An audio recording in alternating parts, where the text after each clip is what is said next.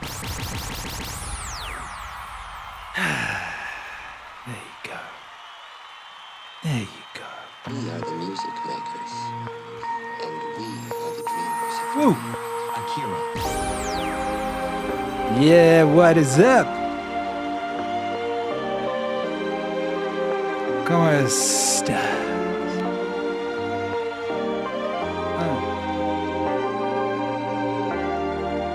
Ba-da-da-da-da.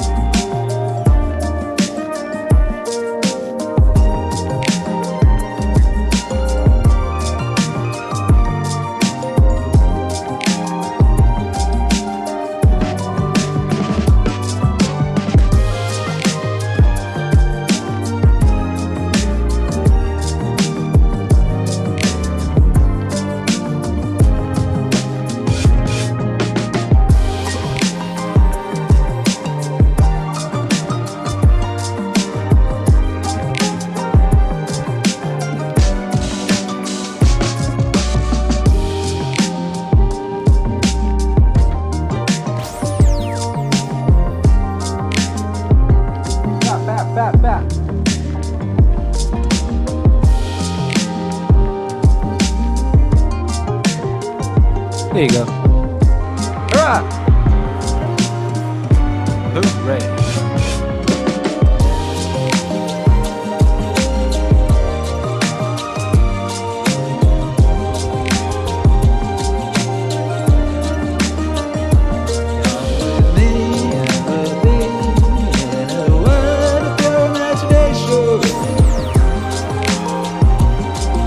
Yeah! Oh, wow. Oh, wow. That was nice. Wasn't that delightful? Good Lord. That's brand new, that is. That's brand new. That's coming out next week. Hey! Yo, pure imagination. Akira. That is the solo, that is the one cover version, I guess you might call it, on Lo-Fi Christmas 5. Lo-Fi Christmas 5 is in the can. That means it's done. It's done, it's in the system. It's coming out next week. Next week? How about that? Hey, welcome everybody, how y'all doing? How are you doing? What's going on out there? It's a beautiful day to be alive here at the peak of recorded human civilization. I am Akira, the Dawn Artist, Wave Lord, Architect of the Meaningwave universe, owner of the greatest mullet on earth. I think we can now confirm. I think we can confirm that to be the case. Like, I don't know what happened. It just like put on like a metric ton of volume at the back, and now it's like it's bouncing around, you know, like a 2-year-old that just had a Snickers. You know what I mean? Bouncing around like a pair of titties on one of them things people used to bounce on in the 70s. What were those things people used to jump up and down on? It was like a ball with ears. People used to sit on them and they would jump up and down and be jolly, you know? That was what used to go on. How y'all doing? What's going on out there? It's been a long time, you know? I shouldn't have left you without, well, I left you with lots of stuff. I left you with thousands of amazing songs, didn't I? You know? That's what I did. So, yeah, I don't feel too bad about it. What's up, Steve says you got the sickest visuals. Thank you, man. I got my What's Wave hoodie. Thank you, bro. You are the greatest mullet. Yo, appreciate you, my guy. Hey, no, I need to switch to radio voice. Radio voice. Yeah, there we go. Radio voice in the house. Yeah, it's true. Shouts out to Steve. What a wise individual. XX Mad Dog Magic says, you talking about yoga balls? No, I'm not talking about yoga balls. I don't know what yoga ball is. These things had faces on them. It was like a circle thing. It had like ears you'd hold on to them. It had like a funny face, you know, and that's how people used to get down. I don't know why, but that was the wave. That was the wave in the day. In the day, back. What up, Tahani? How you doing? Says, I was dialed into election wire, but now all I care about is the MAZ. Hey, what's going on? I have no idea. someone what's going on out there? What's going on out in the world? Is it going to take 17 years to count it? Are we going to have like mysterious vehicles rolling up in the middle of the night? What's going on?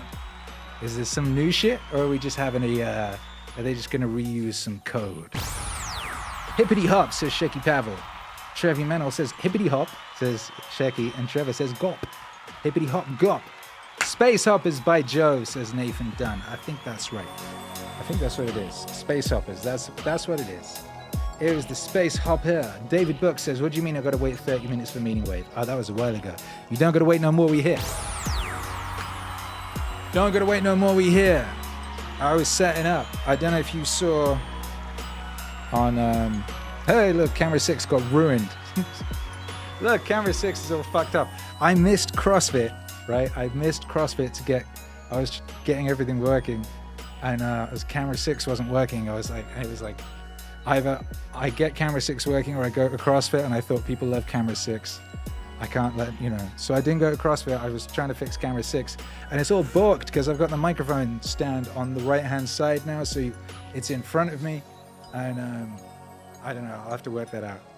RIP camera 6 for now, but we do have this other screen, and we can see things, and what we can see here, if we look, is a lovely picture of me outside Don Studios, Playa del Carmen, Airbnb edition number 3, 4, or whatever it is. And I took everything out of the studio, and then cleaned inside, That was a lizard. I took everything out. And what's crazy is when I rocked up here last year, right, I just rocked up with like 2 bags and a TV, which I'd bought in Cancun. And I turned up which is weird, right? You turn up at an Airbnb, people don't expect you to check in with a large CRT television, but I did, Anyway, I took all the stuff out yesterday and cleaned, and improved my desk situation, as you can see there. Look how wonderful this is. This was like a 1-room little mini casita, it had a bed in it and shit. Now it's just got all my stuff in it, and so cleaned it all out. And I burnt lots of sage. And my guy Benji, aka Mexican George Clooney, helped me see this. I made my desk out of a bunch of like Benji and Juanita, their like furniture, their old furniture. There's like 2 desks or something to make 1 standing desk. But I improved it. We put it on some breeze blocks, and now it is the perfect standing height. It's very exciting. Oh, I forgot I wasn't at the bottom. There you go. I'm at the bottom now. Perfect standing height. What else is improved? Some electrical outlets have been bolted to the side, so it's neater. The wiring has been redone. Basically, I got here, right, and I was just ordering wires off Amazon, trying to make shit work. Bit by bit by bit, adding, and it was like a big mess of just stuff added on top of other stuff, So I pulled it all out and put it back in again, ideally with some more reason and rhyme. What I have discovered, is I've got a lot of flipping wires. I came here with 2 bags and a CRT, and now I've got like a truck load of wires. If I left here, it would be in a large truck full of wires. So I got a lot of wires. And, that's cool. But I also realized I'm not using like half of them. I've got a massive pile of wires I'm not using. So I guess what happened was I'd get a wire, then I'd replace it with a different wire, or I'd need a different wire, and I'd keep moving like that. And the stuff would kind of stay in the place where it was, with the new wire next to it, and it would just pile up, I guess. Anyway, life is so much better today. But yeah, getting ready for this stream. Look at that junk. El Gato, there's El Gato there. Dakota El Gato. El Gato has been hanging out with me. Or I've been hanging out with El Gato. Wife and son are away in Costa Rica. I've been on my own all week. But I'm not on my own because I've got a fat ass cat. I've got a cat with a lot of junk in its kitty cat trunk, Anyway, so there you go. We're in a fresh studio situation today. It's a fresh situation, Jordan B from SK. I'm feeling good about it. And I'm amazed that I've got things working, but I have got things working. I didn't go CrossFit. I do have new armbands, so I'm wearing the armbands for you. These were supposed to get their debut in CrossFit, but I wear them here for you today. Wristbands. Wristbands are muy importante. I've discovered. You gotta get wristbands right, because when you're doing deadlifts, the sweat will run down your arm onto your hand, and then you won't be able to grip the bar, and you will drop the bar, and you'll be like, I could have held it, but the sweat made me do it. And everyone's like, yeah, right, whatever. But you get the sweat bands, right? And they soak up the sweat. It's genius. Who'd have think it? Absolutely genius. Anyway, we're going to be doing some cool stuff later, by the way. We're going to be doing a link up. We're going to be doing a link up with another broadcaster who's broadcasting an election special right now. How about that? Can you guess who it is? Can you guess who we're linking up with on our cross broadcast? Is that what you call it? Cross-party political? I don't know. Anyway, big shout out to everybody locked in. I'm going to play a song, and then we're going to get after it. How about that? How's that sound? Does that sound sophisticated? Does that sound legit? What song should I play you? Should I play this song? It's been 4 weeks since I've seen you. We've actually we've released a bunch of stuff. Bunch of things have happened.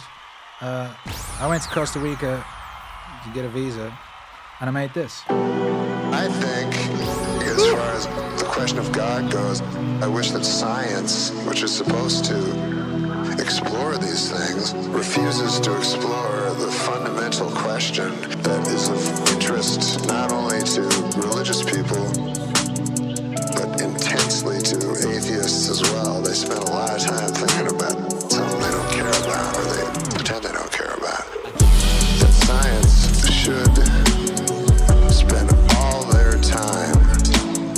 They spend time trying to find new galaxies, as if that's important. Since God's an unproven thing, just a hypothesis at this point, I think it would be good to study it. First of all, the scientific method always begins with intuition. Always.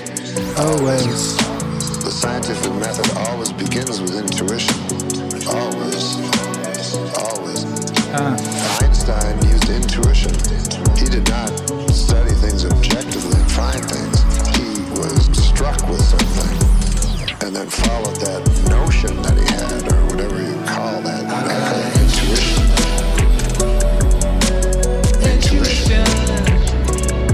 I call it intuition. You could put divine words to it if you wanted to, but that's how important things are discovered. Intuition. I call it intuition. Hey. And obviously, there is an enormous intuition amongst every person that ever lived that God exists. For instance, if you have a deep intuition that cigarettes cause cancer, which is still unproven, by the way. With a blunt.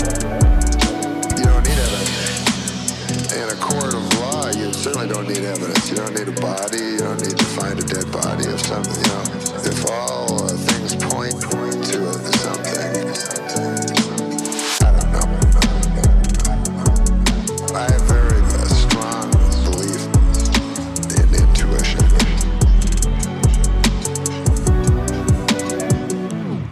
I call it intuition.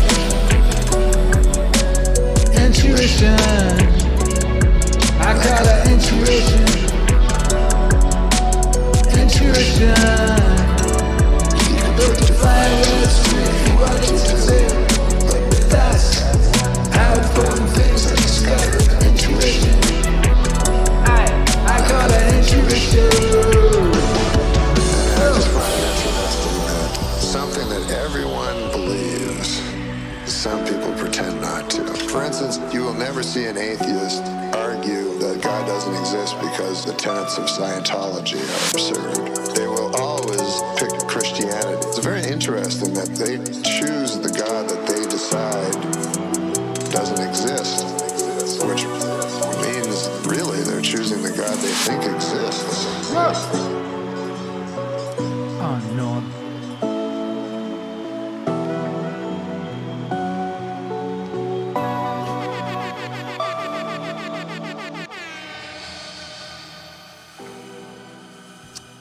Well, there you go. Norm! Make some noise for Norm MacDonald there in the Meaningwave universe. I made that song on the plane. Well, I wrote it on the plane, I guess. Well, Norm wrote his bit, not on the plane. I put that together on the plane, you know, on the plane to Costa Rica. I was inspired up there in the sky. And I got to the Airbnb, and this microphone here, I had this microphone here in my bag, and I produced, recorded, vocaled the song in the Airbnb there in Costa Rica, as the rain fell down quite violently, you know, and yeah, it was crazy. It was almost as if I was possessed when I was making it. I didn't mean to make it. I didn't plan to make it at that moment, at that time. It was very strange. Looking back on it, it was like remembering a dream. But I mean, it was real because that song exists now. That song exists now. Sheila says, good logic. Legal mindset. Good logic. I meant to check in on good logic earlier, actually. Shout out to good logic. What's he up to? Should we have a look? He's there on the TV. Look what's he saying. 8% counted. Looking down at the governor races, let's see what returns we have on Kemp so far. Stacey Abrams is holding a 52.6 to 46.9% lead, with almost 25% counted. How about that? Her vote totals come in at 604,000 to 539,722. So very nice. That's where it's looking. Shout out to Joe. Tonight. What up, Joe? Joe doesn't know I'm broadcasting him. The Democratic strategist. Joe has no idea. Hearing the exit polling data. Joe has no idea that I'm creeping on his channel right now and rebroadcasting it on mine. And yeah, it's not Joe. It's not Joe, but I was checking in on Joe earlier because that's my guy. He's a bad motherfucker. Chilling with that other guy, Uncivil Law, another Meaningwave enjoyer, and Nate the lawyer. I don't know if Nate the lawyer is a Meaningwave enjoyer. I've never spoken with him on that subject. Shouts out to them, Law Tubers. Law Tubers is a genre. It's a good genre. It's a genre. That's what it is. Shouts out to that. Then that it's your. Let me get my king back. Anyway, it's been such a long time. Number one gym fan, the science of meaning. Indeed, George Seabury's in the house. Full Killer's in the house. He just became a member. George Seabury says Norm MacDonald is a goat. Well, depends what you mean by goat. You mean one of them chip trap over the bridge time motherfuckers, or do you mean greatest of all time? Can you have multiple greatest of all time? Does greatest not denote the greatest? Can you have multiple goats? It's an interesting question. I do not know the answer. I do think that Norm MacDonald is the greatest to ever do it. And when I say it, I mean what Norm MacDonald did, which was very unique to Norm MacDonald, you know.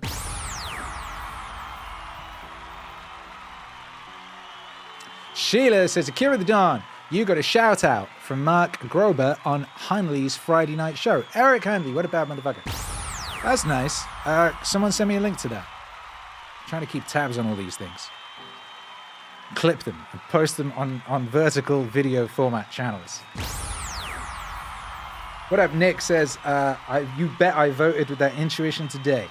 Shout out to you. Stay Dugan says, got him. Jordan B from SK says, classic. Yes.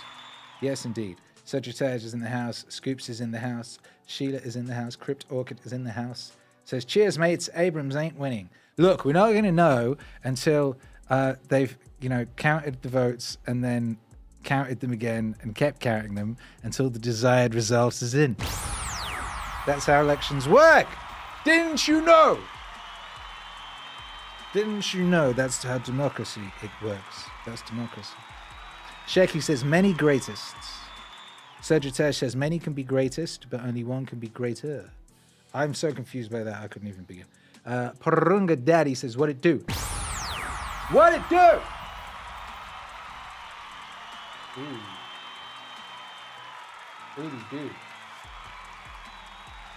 Ooby do, will you ever love me? Will you ever love me like I love you? Shecky says 3 weeks from now. Yeah. Anyway, what's been going on in my absence? How are you? Let's do an international high five. International high five. Let me know where you are and what's been going on since in the absence. Tahani says, I vote for meaning. Exactly. Vote meaning. That's what I always say. I agree.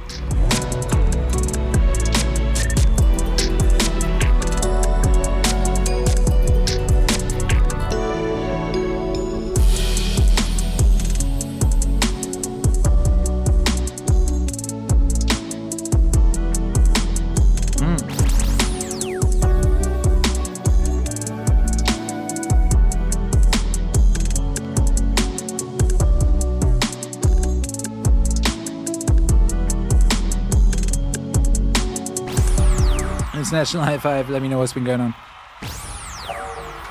I'm gonna play this. Oh yeah! Stand by to get some. First thing, when a revolution What happens, up, they yo? take over the radio stations because they want to get right into the thoughts of the people. Think it's going into your brain. It's words. You ever heard Akira the Dawn? Just press play. Rome wasn't built in a day. We all know that. Everyone hears Get him up! But Rome Get him up! didn't fall apart overnight. Eva! It took hundreds of years for Rome to reach its peak, but it also took time, hundreds of years, for Rome to decay and fall apart. And that is representative of life. You don't achieve worthwhile goals quickly or easily. They take time! They take struggle. They take relentless pursuit, day in and day out. That's what it takes. That's why I say you gotta pay attention. You have to watch every single second. Every single second, because every second counts. Every second counts. Every second counts. Every second counts. Every second counts. Every second counts. Every second counts. Every second counts. Also, things don't usually fall apart quickly either. It's a slow process. Slip here, a little setback over there, a little wearing down of discipline and will over time. So that's the thing. Success and failure are generally slow processes. Either slowly building things up or gradually tearing Down, down, down, down, And that's down. why I say you've got to pay attention. That's why I say you gotta pay attention. You have to watch Every single second. every single second, because every second counts. Every second counts. Every second counts. Every second counts. Every second counts. Every second counts.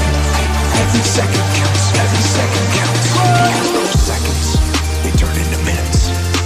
And minutes turn into hours. And hours turn into days. And days turn into years. That second that just went by, that counted. And so did that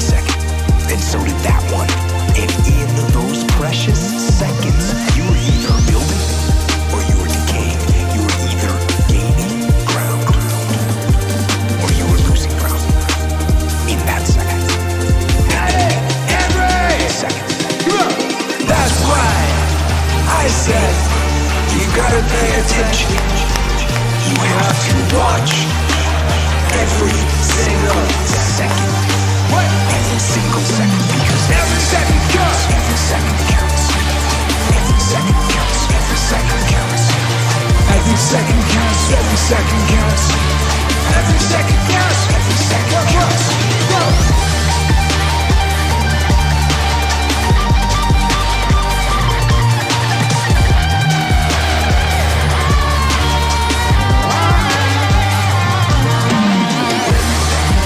Every second counts. Every second counts. Every second counts. Every second counts. Every second counts. Every second counts. Every second counts.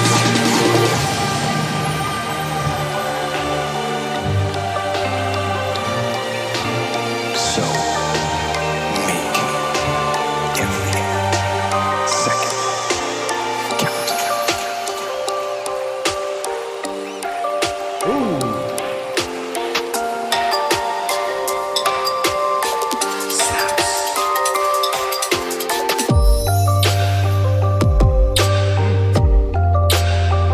Oh, that sounds good.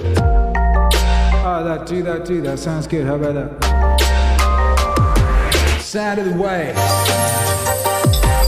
Sound of the waves.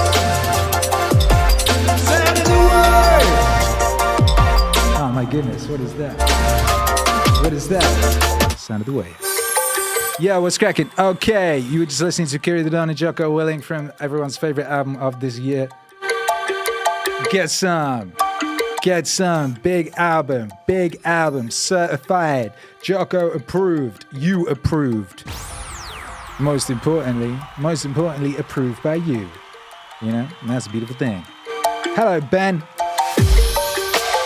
Cosmic Kangaroo says 4 more years of Meaningwave. 4 more years. I mean, we've had 5. Let's have another 5. How about that? Let's make it igualdad. Yeah. Hey, G. Nah. Nathan Dunn says I've been getting some with the Jocko album. That all rhymed. How about that? That's nice. Alex is in the house. What's up, Alex? David's in the house. Says I'm in PA starting my life over after leaving an abusive, soon-to-be ex-wife. Bravo. Ham Magnuson, New Zealand, fixing the Sheeran shed. Bloody hot. Bravo. Bravo. I've been listening to Meaningstream in the way back, says Sheila, because Sheila is smart. Robert Cash is in Colorado, USA. Professor J. Vods Michaels, Uni. Val Amber Coulter Strim. I ain't read what? You dropped a smiley face. Very nice. Ben Culver is also in Colorado, USA. What's with everyone in Colorado? Prof says that's good news. Yes, it is. Fool Killer, Maryland, R.I.P. Kevin O'Neill. One of the goats of comics. Oh my goodness. Yeah.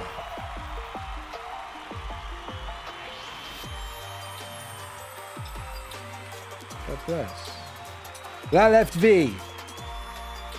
We have 1 life left. Let's fulfill it, lads. That's right, lads. Scoops 82. Metro East. Been getting after it in my personal life, rebuilding my body after military service and caring for my children. Good. John McGarvey's in Idaho with that purple wave. Righteousness. Tahani Kiana. I'm in Tennessee and the vibes have been lacking lately, so happy for this stream. Just when you need us, we appear. Sheila. I've posted the link and timestamps in the Discord. Thank you. Thank you very much. Shout out to everyone who does things like that. It's very much appreciated. Nick says, yes, my soundtrack for the last few days. Get after it. Stay Dugan, Idaho. Against all wisdom, I bought my first new car. 2020 WRX family car, fast grandpa mode, engage. Nice.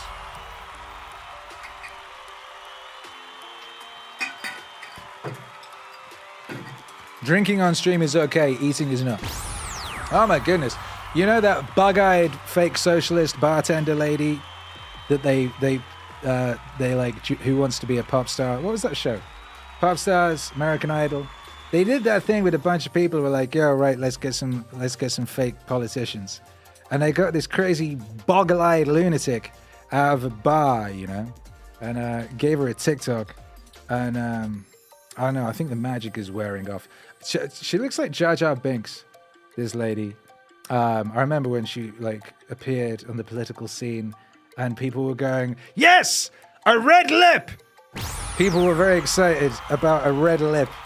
Anyway, someone retweeted that thing onto my TL the other day and it's all pissed off with Elon Musk.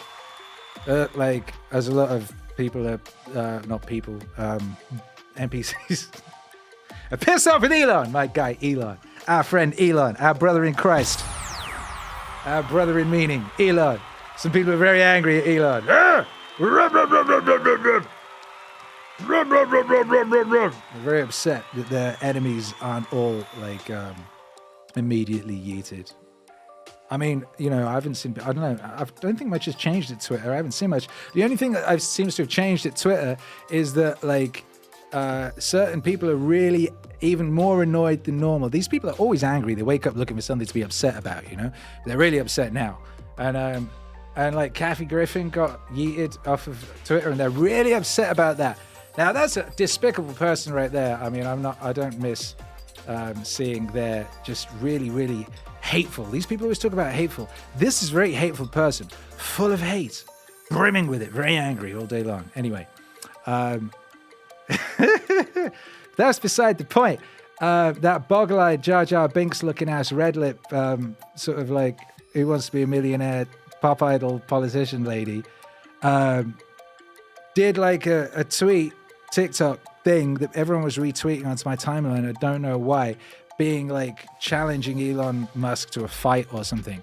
But here's the thing about it. She did the whole thing while eating. She's like eating. And it's like so contemptuous. Like, I've talked about this a bunch because it really annoys me. I don't think you should be eating on live streams. I don't think you should. But I feel that some people who eat on live streams don't realize what they're doing. They're hungry. They're streaming all day. They don't realize that they're being contemptuous to their audience. You know what I mean? This isn't a fucking date. You know, I am not also eating. We're not looking at each other across the table. You know what I mean? You're supposed to be entertaining me or something. And this boggle-eyed Jar Jar Binks looking ass who wants to be an American Idol politician lady sat there munching and like challenging Elon Musk to some sort of a duel. And it was really one of the most like disgusting displays of contempt I've witnessed. And I've witnessed a lot of disgusting displays of contempt. But I thought this right here really illustrates how these people feel about the proletariat they claim to represent, you know, sitting there munching. It's absolutely disgusting. Anyway, that is beside the point. We're doing International High Five Chatteroo. You know, that's what we're doing. Shaky Pavels in California, rock climbing is spreading good vibes. Cindy Bailey's in Cumberland Plateau, Tennessee, rescuing and raising a forest kitty. Mrau. Aww. A forest gatto. Hey, is the gatto black? Because if it is, it would be a black forest gatto. Oh my goodness.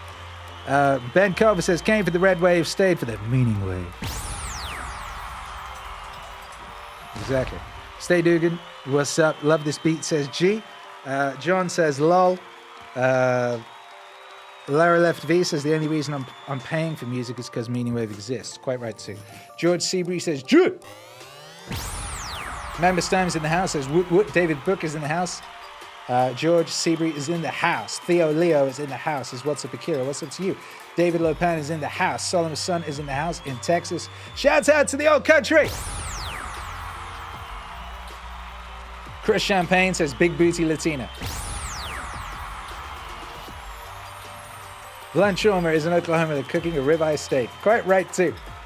Jordan B from SK says, finished 2 days of shoveling a 6-foot tall, 8-foot wide, 12-foot long snowbank. That's very precise.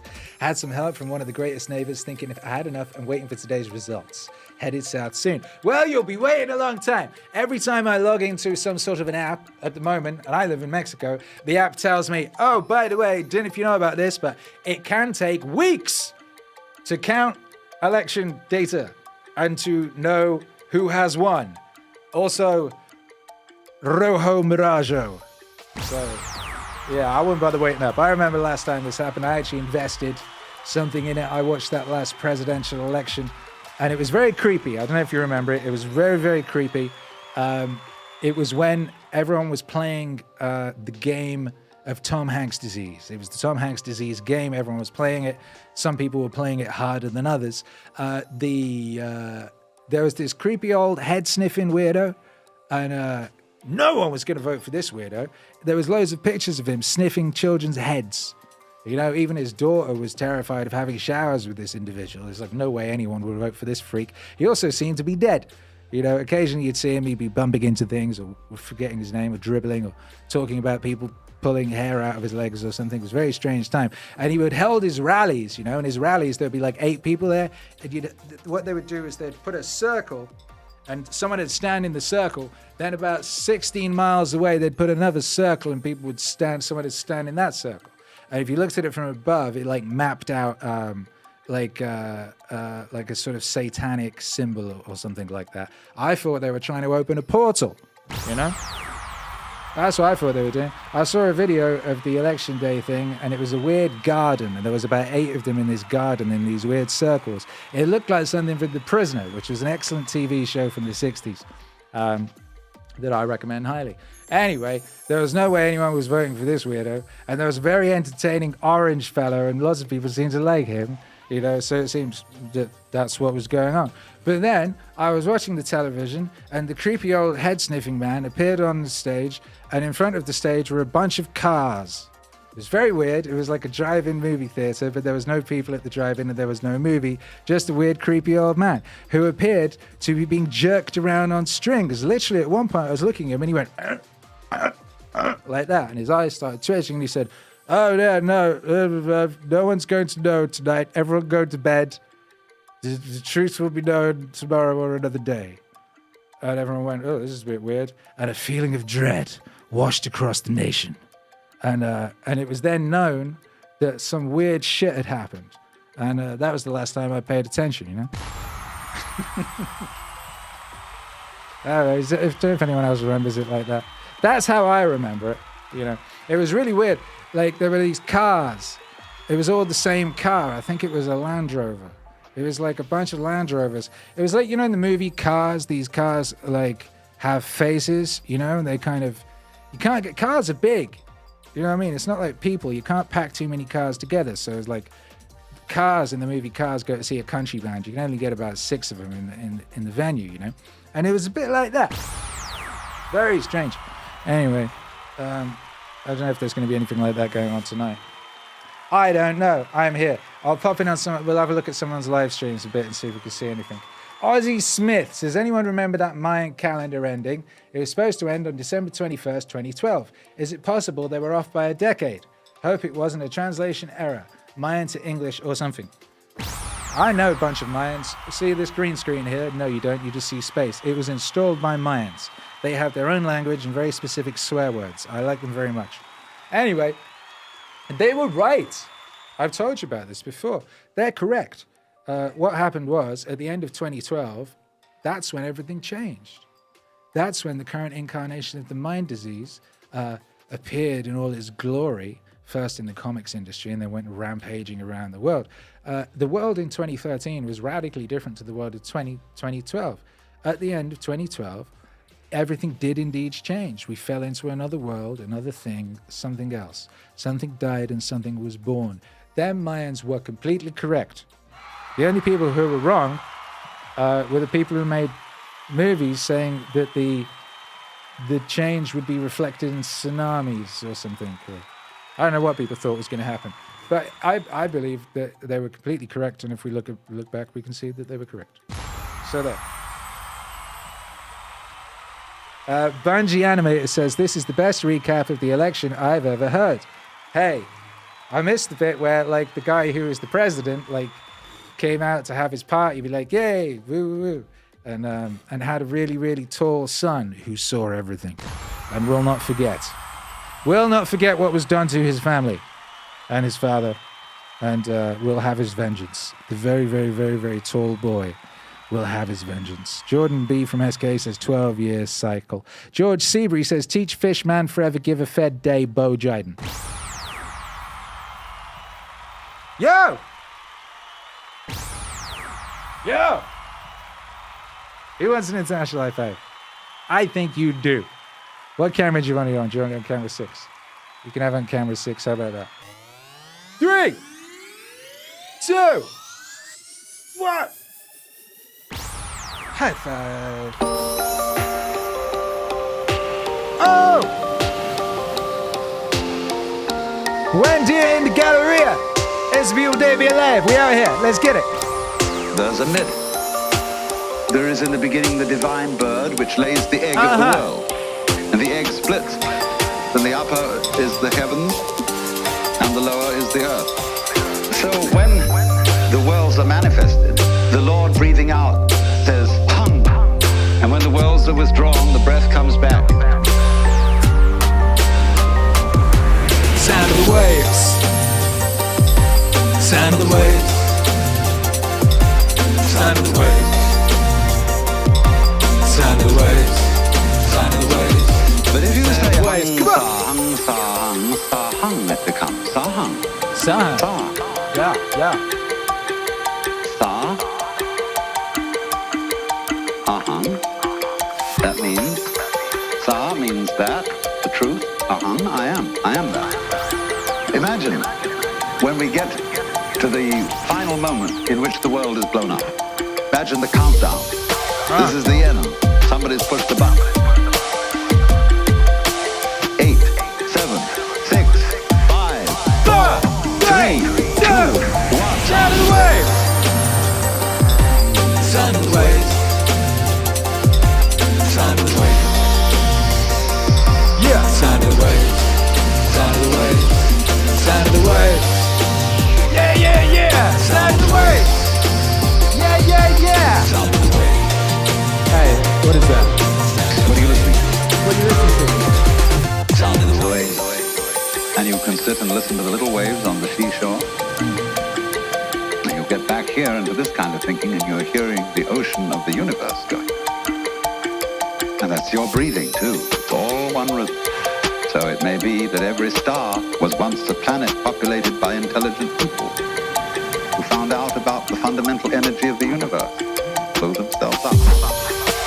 And as they blew up, they scattered all kinds of stuff out which became little planets. Which in a long time, life started all over again. Sound of the waves.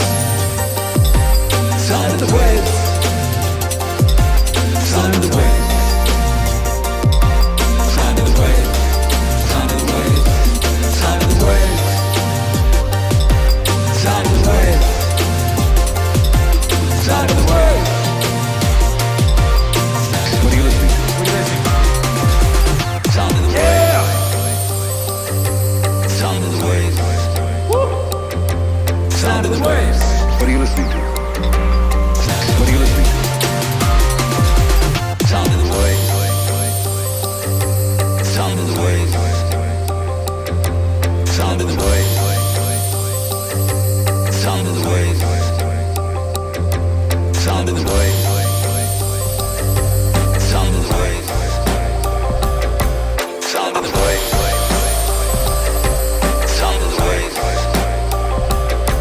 Sound of the waves. Sound of the waves. Sound of the waves. Sound of the waves.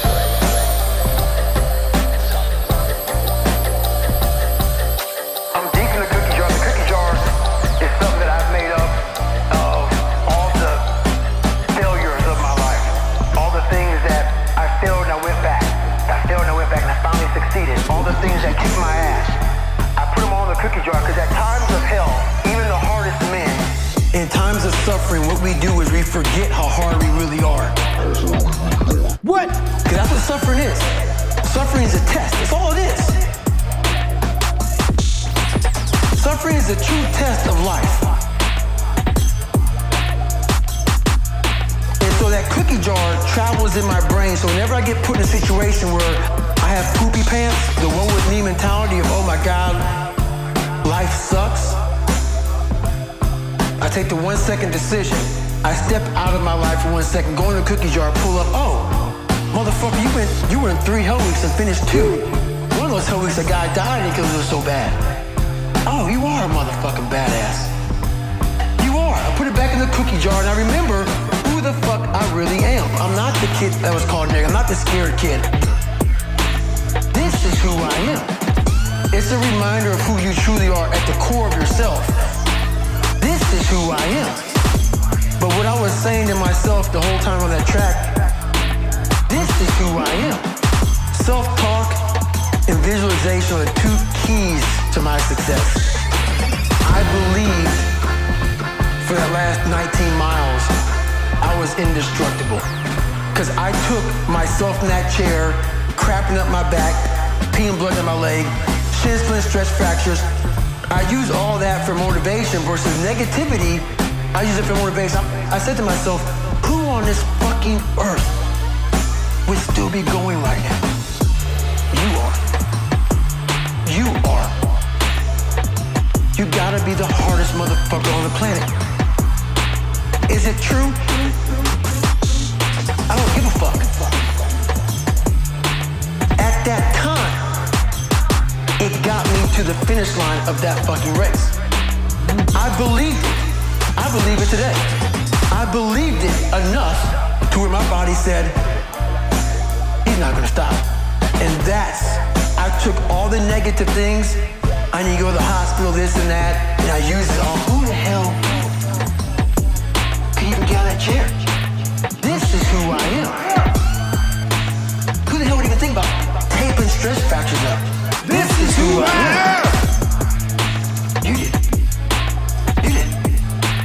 This is who I am. All those things I use for motivation.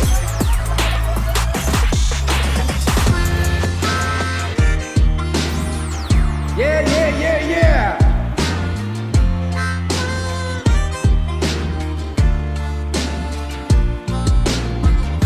Low self-esteem is like a virus. You catch it from other people. That's what's up now. Low self-esteem is like a virus. You catch it from other people. You didn't get your low self-esteem necessarily because you were born with it. It's got to be a genetic component here. But mostly it comes from narcissists who have their own broken self-esteem, and they want you to have a broken self-esteem, and if you don't have it, they're going to give it to you. You catch it from other people, and you can get rid of it, just like you can get rid of it. Hey! Make some noise from Norma Donald. Low self-esteem is like a virus. You catch it from other people. Low self-esteem is like a virus. You catch it from other people. You do have a constitution. You do have immunity. But it takes a little while, just like getting cold. And the cold wins for a while, and then your natural immunity takes over. Your natural immunity can get you away from this low self-esteem that you caught from other people. It's not in you. It's something you caught. And you're going to beat the shit out of it. Just like your immune system will beat the shit out of it. 99% of you plus. Low self-esteem is like a virus. You catch it from other people. Low self-esteem is like a virus. You catch it from other people. Yeah, yeah, yeah, yeah.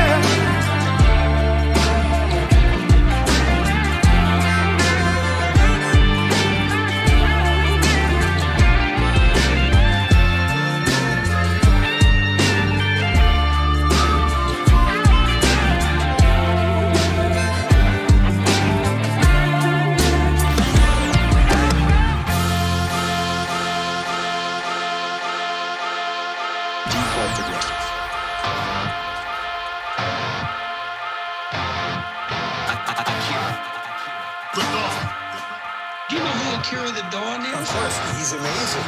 Proactive and aggressive are similar. and they are both good. You certainly have to be proactive in the world. You want to be dictating what happens, not responding to it. And yes, that means creating or controlling a situation as much as you can, but being aggressive. You are ready to attack.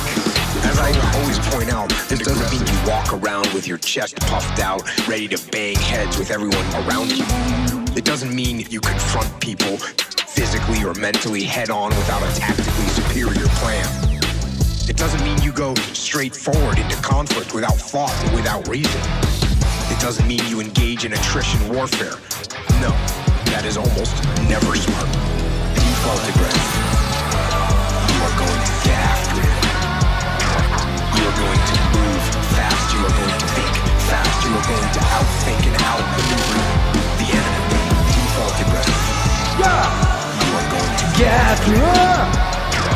You're going to move fast. You're going to think fast. You're going to outthink and outmaneuver the enemy.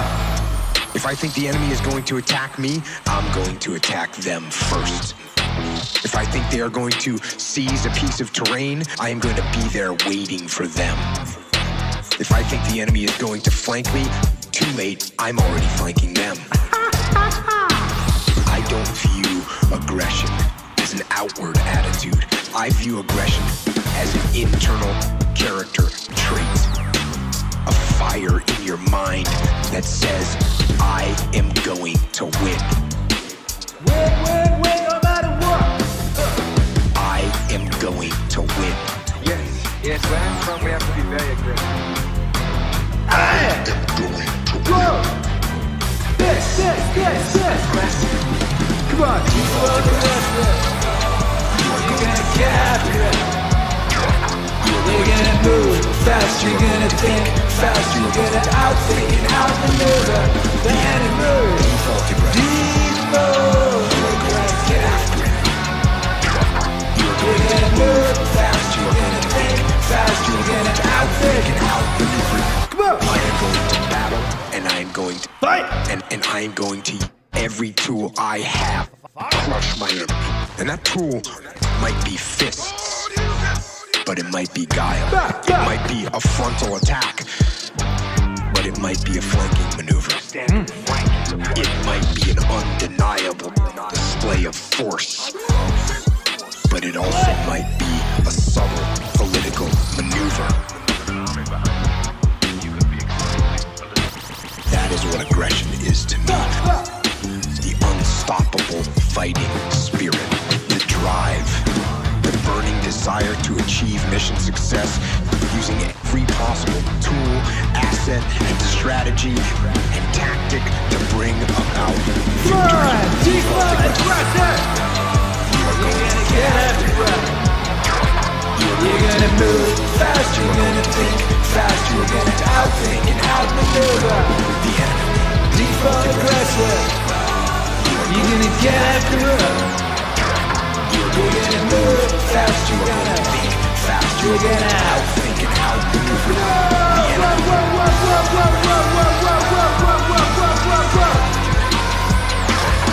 You're gonna move fast, you're gonna think fast, you're gonna outthink and outmaneuver. People aggressive. You're gonna. It is the will to win. And if that kind of internal, relentless aggression is your default mode, you will win. You'll win. You'll win. You'll win. You'll win. You'll win. You'll win. You'll win. You'll win. You'll win. Yeah, you will.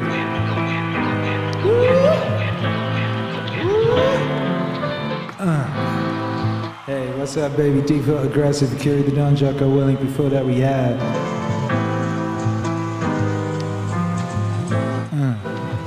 Scott Adams, Akira the Don. What song did we play? I can't remember. It was a long time ago.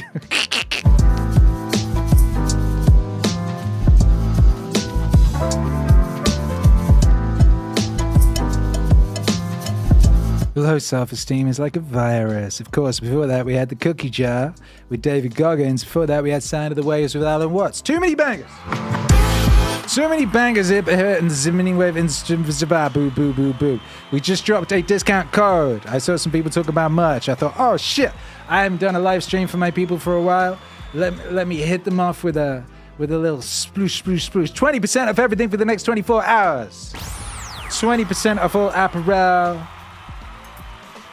and digital products at meaningwave.com. Have a little look around. There's new things. There's a bunch of new things at meaningwave.com. There's a lot of new things, actually. I haven't made a big deal about it. Let's have a look, because I've been very busy. Where's the camera? There it is. Hey! Here it is. Hey, look at that. Oh my God, we have to talk about that. We're going to have to mention that. What is this? What is this? The Decentraland Metaverse Music Festival, headlined by Bjork and Akira the Don.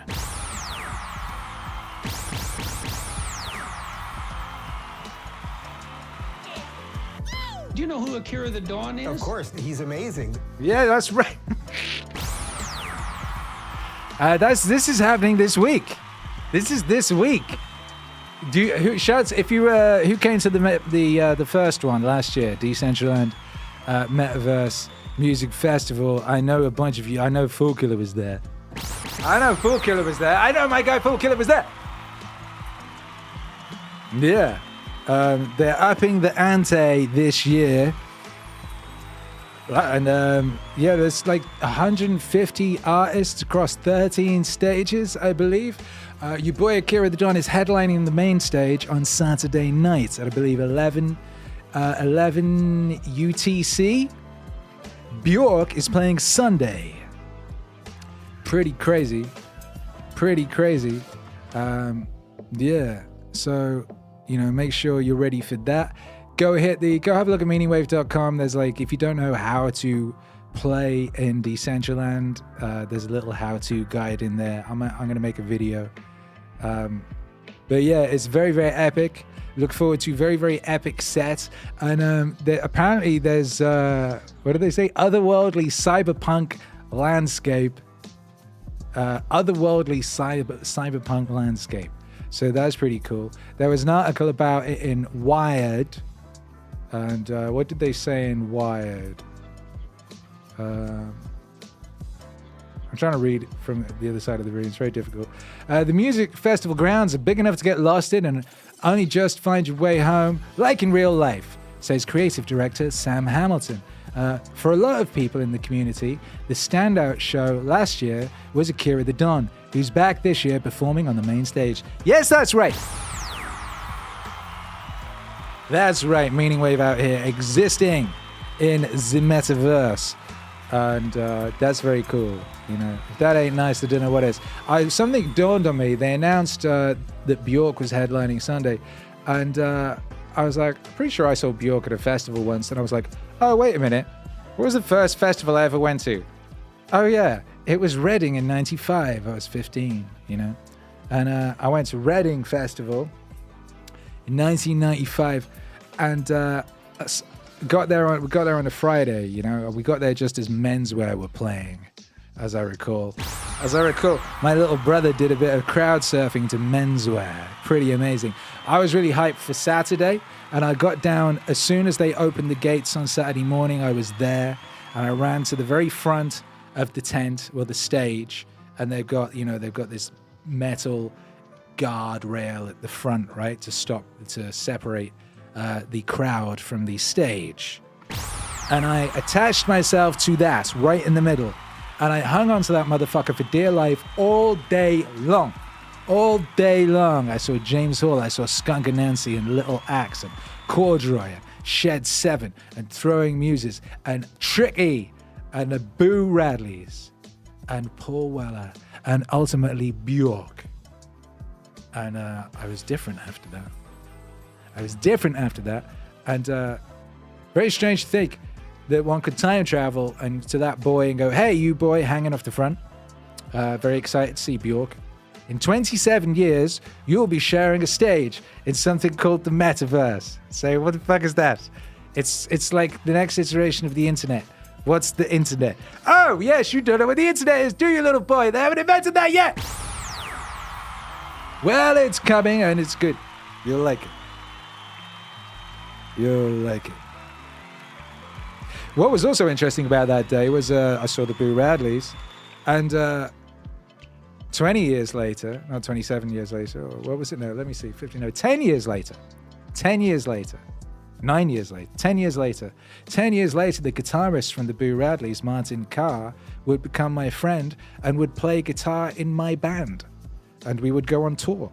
It was very strange, and you said, hey, little 15-year-old Akira the Don, see that guitarist in that band you like? He's going to be in your band. And you just said, fuck right off. That's crazy talk. You must be mad. No, yeah, life really is a trip. Life really is beautiful, you know? Life really is crazy. Sunday was epic. Carth the Unstoppable Sex Machine played. That's like my favorite band, you know? It's really interesting, like, looking at 95, like, look at it, you got Gene headlined the Melody Maker stage on the Friday, Menswear, Stereolab, Marion, Guided by Voices, Whale, incredible. Heaven Nova opened the stage. I believe Heaven Nova still is going. And Smashing Pumpkins headlined the first day on the main stage, followed by preceded by Green Day and Hole and Teenage Fan Club and Beck and Deus and China Drum and Juliana Hatfield. It's interesting seeing who still exists and who does not still exist, you know? Ash were quite low down the bill there on the Melody Maker stage. Well, like the middle on this Sunday. Are Ash still going? I like Ash.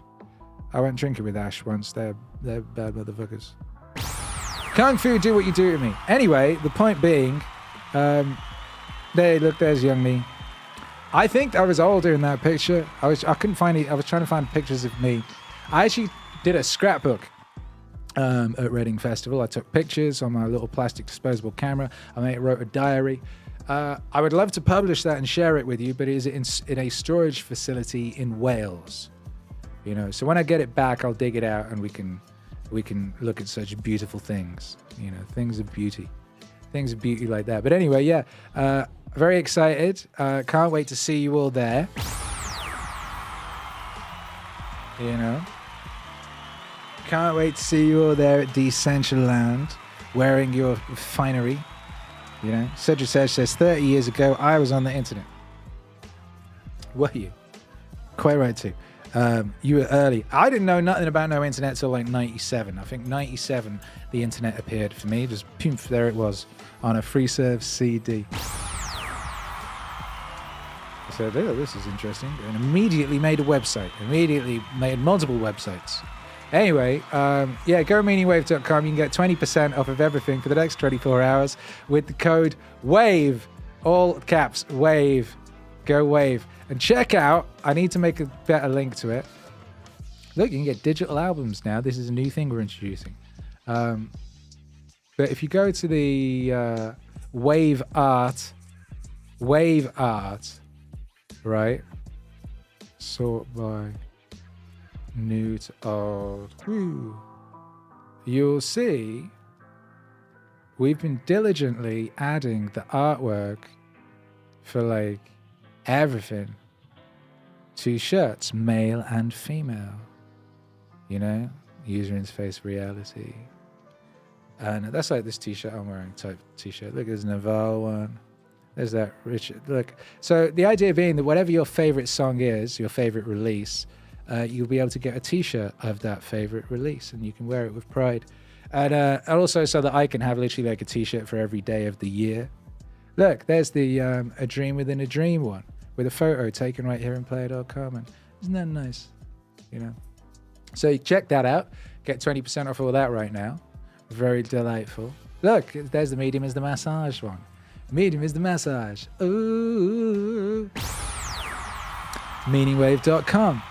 Because happiness is a side effect of meaning, you see. Get 20% off your order right now with the hashtag code at checkout, WAVE. Oh, look at these beautiful ones. I drew all these with my hand. My fair hand. Look, there's a nice picture I drew of Brett Weinstein. There's a nice picture I drew of Terence McKenna. There's a nice picture I drew of Uncle Iro. There's a nice picture I drew of Ken Shiro. Isn't that wonderful? That right there is Epictetus t-shirt. But that's not actually Epictetus. Someone pointed out to me. So I've got to fix that. That's not Epictetus at all. That's Erectius, or one of them other motherfuckers. And I should have known, because I know what Epictetus looks like. But when I was making that, I was looking up like 3D statues, and I found a 3D statue. It said it was Epictetus. So I was like, ooh, that's cool. Let me make him look to the side and run him through the TV. Fucking not Epictetus, you know. We are imperfect. We're all imperfect creatures, you know. Get a Doomer to Bloomer t-shirt. Look at that. Doomer to Bloomer t-shirt. Very nice. Very nice.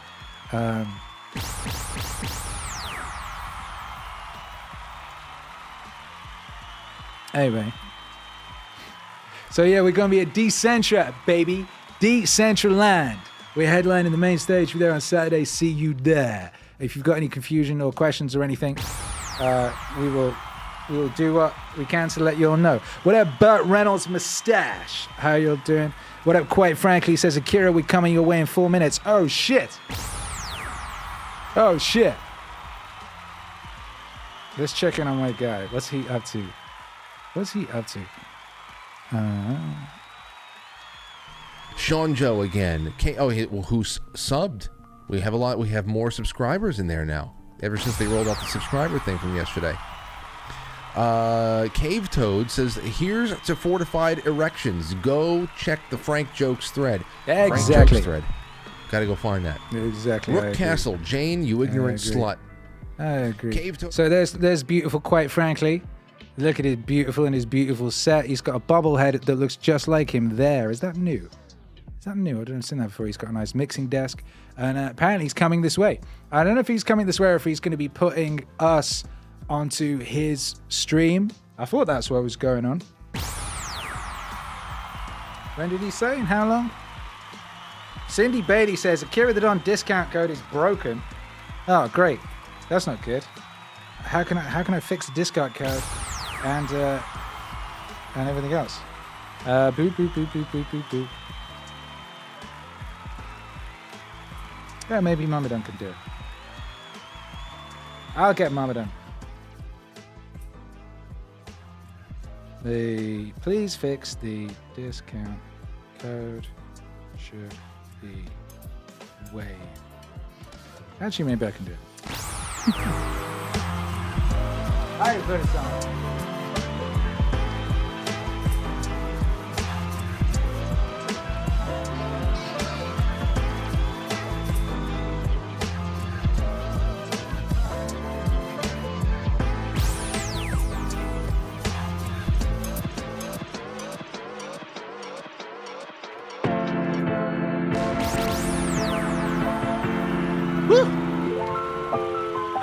Akira.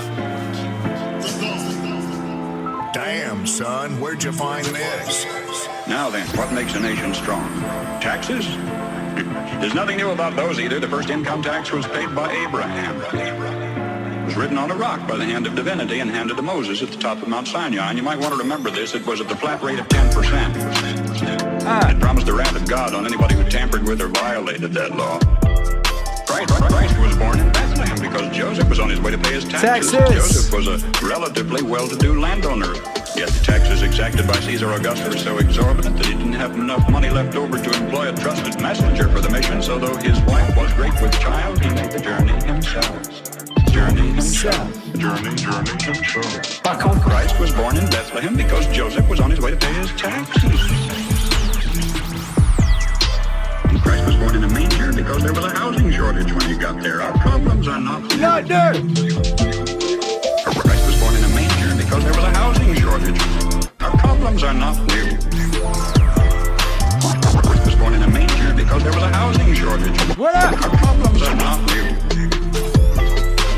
At Runnymede, the Magna Carta was handed to King John on the end of a sword, denying to royalty the right of unlimited taxation. Did you know it was for us, the American people, to become the first in recorded history ever voluntarily to surrender our rights to private property? Oh, yes, we did. With an innocent-sounding constitutional amendment, the 16th, which says that Congress will have the power to lay and collect taxes on incomes from whatever source derived. We forgot to put any limit on the extent to which we could tax ourselves. conceivably be taxed out of all private property. We could be taxed not 70%, 80%, 90%, but 100%. We could awaken one morning and find that the government owns the farm and the house and the car and has a mortgage on the church legally.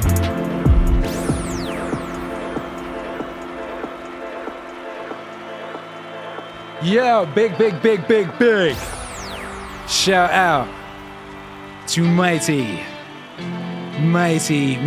quite frankly. You look up bad motherfucker in the dictionary. You ever tried doing that? If you look up bad motherfucker in the dictionary, last time I checked, there's a picture of this beautiful creature right here. Where is he? Anyway, we had him on a second ago, you know? He's a beautiful man. He has a beautiful show. It's the kind of show I used to, wish existed. It's the kind of show that existed in fiction, you know? A bad motherfucker, relaxing, talking about the things that matter with people who know what the fuck they're talking about. Talking like you talk, with people you trust. You know? That kind of a bad motherfucker. Where is he? Oh, he's got me on his screen, that's why. He's got me on his screen, so I can't show you on his. Screenception! But you know, I might have mentioned this at some point, but a lot of you are very much love some of the music that came out last year. There was an EP called Freedom's Chains with Paul Harvey. Only reason that exists is because, quite frankly, posted the audio that I sampled, and I was sick in bed looking at, quite frankly, his Telegram feed. And, you know, he's a bad motherfucker, so I trust him. So I click on this link, I check it out, and I'm like, oh my goodness. Oh my goodness, this is so... You know, some things are just conduits to the world of righteousness, you know? The voice of Paul Harvey speaking to me in that moment was a conduit to the world of righteousness. And even though I was sick and I was supposed to be resting, I immediately made the record that would become Freedom to Chains and kick off Paul Harvey's existence in the Meaningwave universe.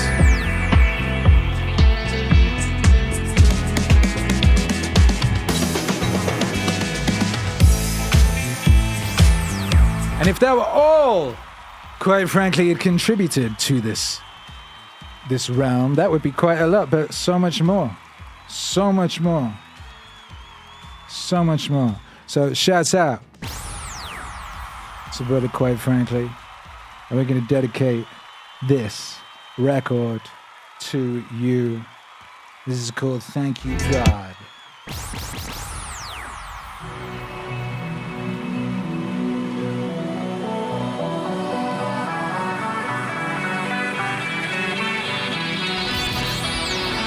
Cedric Tedge, what's up? $1 per stay for Price's Meaning. Appreciate you. How come after thousands of years of experiment, our new nation has come so far, so fast? So far, so fast. All this in less than 200 years. What is the secret of our success? Well, I think it had to do with a basic American's creed. Perhaps it never passed the pioneer's lips in this form, but if it had, I think he would have said something like this. I believe in my God, in my country, and in myself. I believe in my God, in my country, and in myself. I know that sounds like a trite, too simple thing to say, and yet it's a rare man today who will dare to stand up and say, I believe in my God, and my country, and in myself. And in that order. When the early American pioneer first turned his eyes toward the west, there were only Indian trails or traces, as they were called, for him to follow through the wilderness. Do you know today you can roller skate from Miami to Seattle? From San Diego to Plymouth Rock?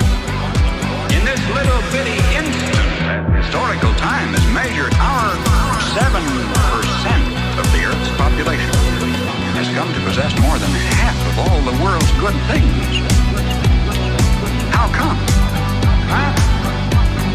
Well, sir, when that early pioneer turned his eyes toward the west, he didn't demand that somebody else look after him. He didn't demand a free education. He didn't demand a guaranteed rocking chair at eventide. He didn't demand that somebody else take care of him if he got ill or got old. There was an old-fashioned philosophy in those days that a man was supposed to provide for his own and for his own future. He didn't demand a maximum amount of money for a minimum amount of work. Nor did he expect pay for no work at all. Come to think of it, he didn't demand anything. That hard-handed pioneer just looked out there at the rolling plains, stretching away to the tall green mountains, and then lifted his eyes to the blue skies and said, "Thank you, God. Now I can take it from here."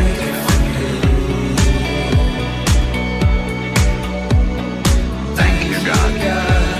Now I can take it from here.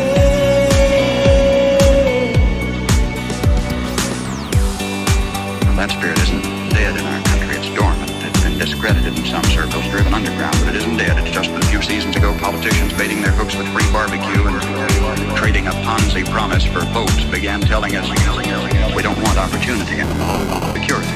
We don't want opportunity, we want security. We don't want opportunity, we want security. They said it so often we came to believe them. We want security. They gave us chains, and we were secure. Suddenly, with our constitutional guarantees depleted, with our national character eroding away, with our tax laws penalizing those who dare to prosper, with workers concentrating on how little they can get by with instead of how much they can produce, suddenly we looked overhead one day to discover that the first tin moon in space was a Russian accomplishment. That free men dragging their feet had been outdistanced by slave workers dragging their chains, and we were sore afraid. Perhaps this was a disguised blessing too. Maybe a dramatic accomplishment by this Cold War adversary was necessary to get us off our dead centers and back to work again. If we can revive ourselves, then in our youth, something of that basic American creed, the horizon has never been so limited. For man stands now on the threshold of his highest adventure of all, his first faltering footsteps into space. 20 years from today, half of the products you will be using in your everyday living aren't even in the dictionary. We've got it made. We just keep on keeping on. Aye. We've got it made. And if we don't, we will follow those other great nation states of history, the graveyard of ignominious oblivion. Meaningwave on time and sound, make some noise. History promises only this for certain. We will get exactly what we deserve. Meaningwave,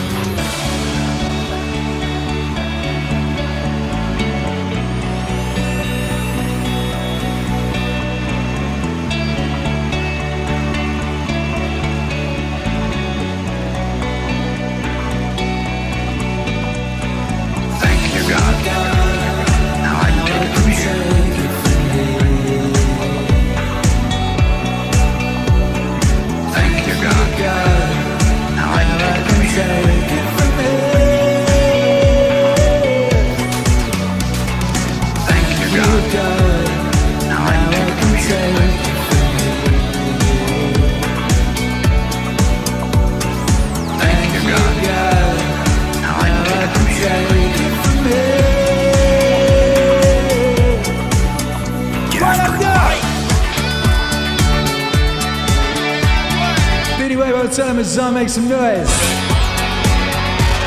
You know who Akira the Dawn is? Of course, he's amazing.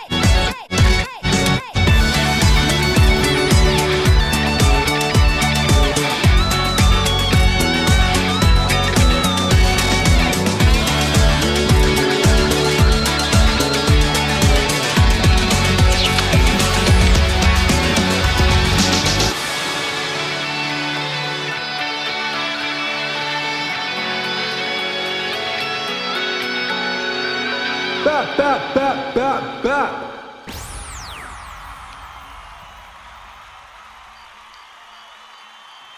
From freedom to chains, thank you, God. Shouts out to everybody looked in. Shouts out to Quite Frankly, facilitating the existence of that and having us on his broadcast just now. Let's check on him now. He's now got a guest on. Let's see who he's got. This is cool. I can now pipe in sound. Yeah. There's a I can now pipe in sound. big event How about that's that? going to be coming our way, one way or another, and it's because what? I mean, there's so many other things that are about to, I don't know, bubble into our faces. The diesel fuel shortage. Of course. I saw somebody said that Democrats' hopes right now are kind of like dwindling like a crypto crash, but our money, fiat currency, is just about as valuable as all that stuff there too. So I don't know, how you forecasting the next 4 or 5 months, my friend? Well, I mean, I would love to be optimistic because I try to, I'm like you, I try to have a lap. Me too. I would also love to be optimistic and will continue loving to be optimistic. Shout out to quite frankly. And shout out to everybody who looked in. That was Paul Harvey. And a brand new Paul Harvey single just appeared. And those of you who listened to the vocal version of Lo-Fi Christmas last year, there was a little treat right at the end. And this is a remastered take on that with some additional instrumentation and source. And is now available standalone as a single on all streaming and download platforms. This is The Man and the Birds.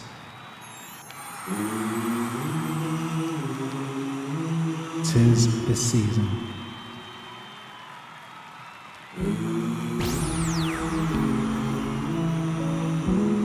What up, releasing LB?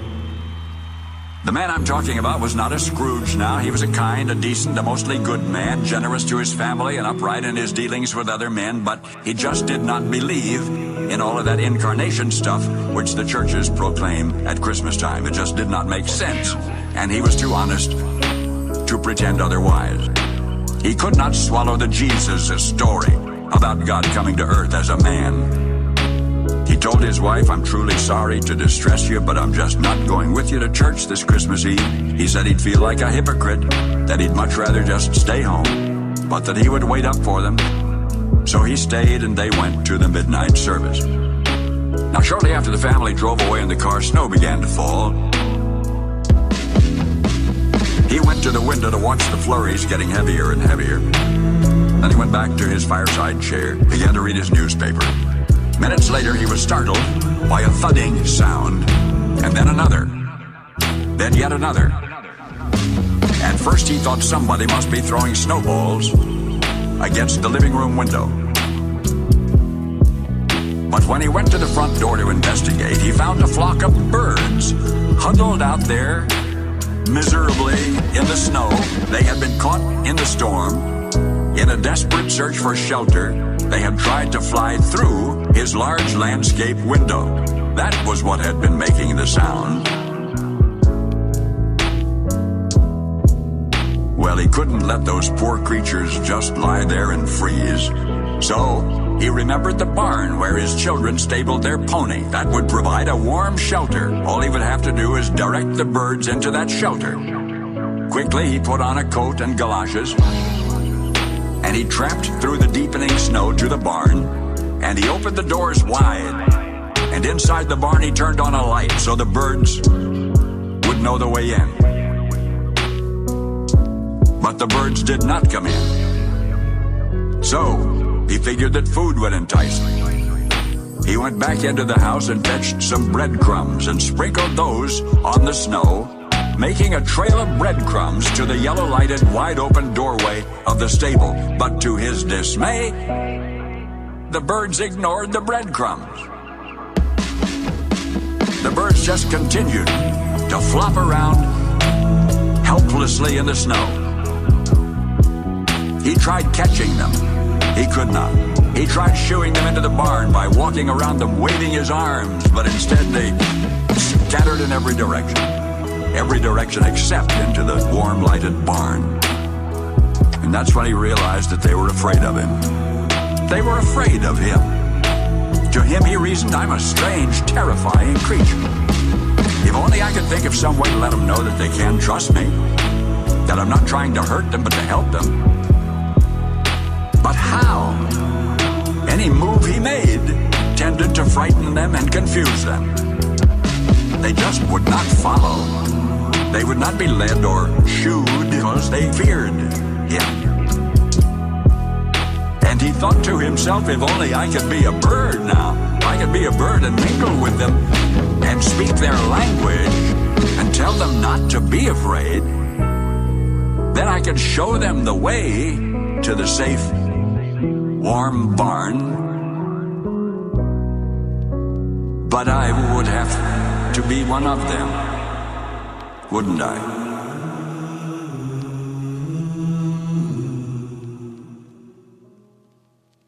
So they couldn't see and hear and understand. At that moment, the church bells began to ring. The sound reached his ears, above the sounds of the wind. And he stood there listening to the bells, Adeste Fidelis, listening to the bells, pealing the glad tidings of Christmas, and he sank to his knees in the snow.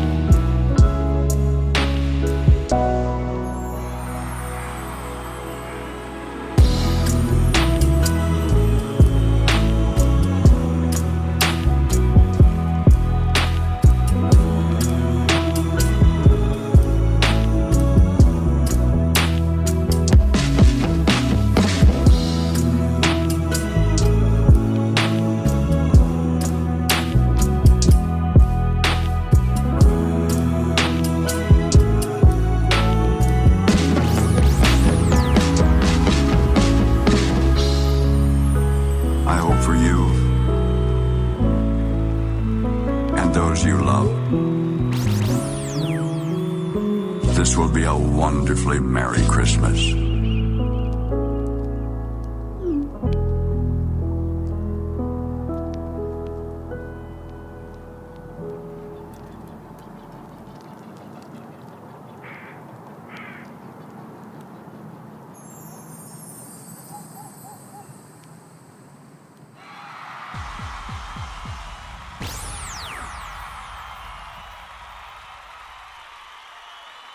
The man and the birds, right there. Ooh, I just got a little chill. I got a little chill. Shout out Paul Hardy, and what a lovely record. What a lovely record. And there's a few little subtle additions to that, but like you might notice the bit where he says, let me play it up. Semper Fidelis. Oh shit! Don't do that. Semper Fidelis, listening to the bells. Let me pull it back.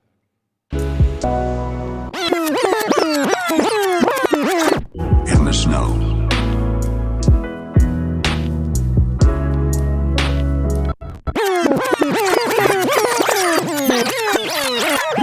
The wind. Yeah, this bit. And he stood there listening to the bells, Adeste Fidelis, listening to the bells, pealing the glad tidings of Christmas, and he sank to his knees in the snow.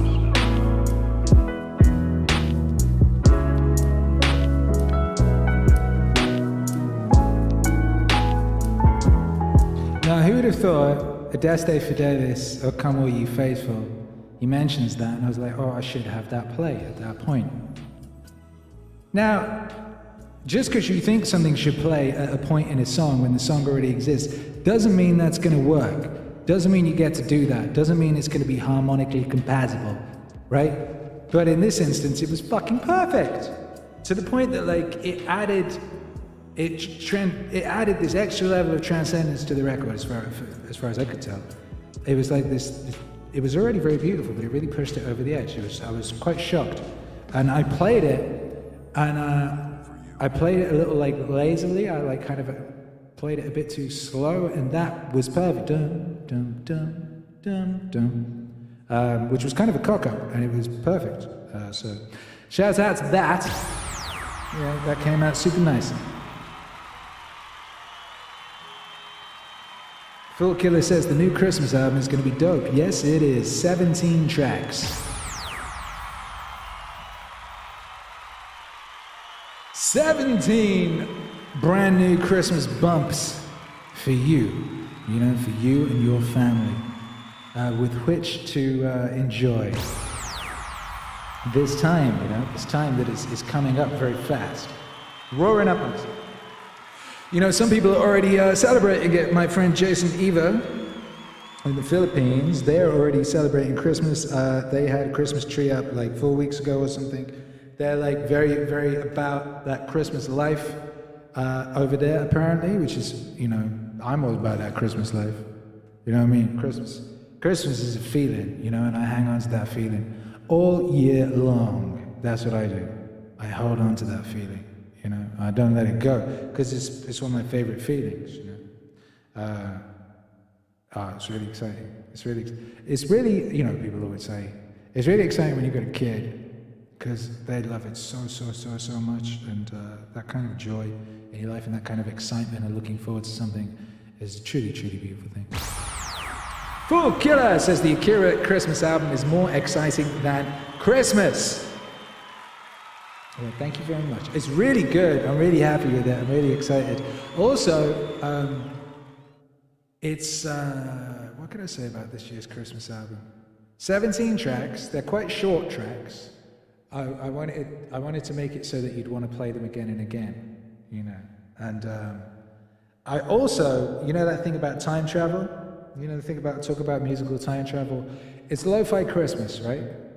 And like Christmas is like a beautiful thing in many ways. One of the things that is wonderful about Christmas is like, it's the time when one can create new memories, and a time when one can enjoy that nostalgic feeling that the whole season brings about, with no ill effects. Weaponized nostalgia is fucking up the world, you know? But that doesn't apply to Christmas. Christmas, that is a time to look back and look forward and look at what you've got right now and really get into that moment of right now, but with those nostalgic feelings, you know? And it's lo-fi Christmas, so I was like, you know what? I want to make this like that classic 2015, 2016 lo-fi period feeling. So I listened to a lot of classic sort of 2015, 2016. It's funny talking about that as a bygone era now, right?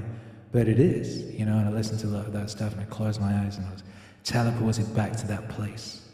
And then I made the record with that energy, you know?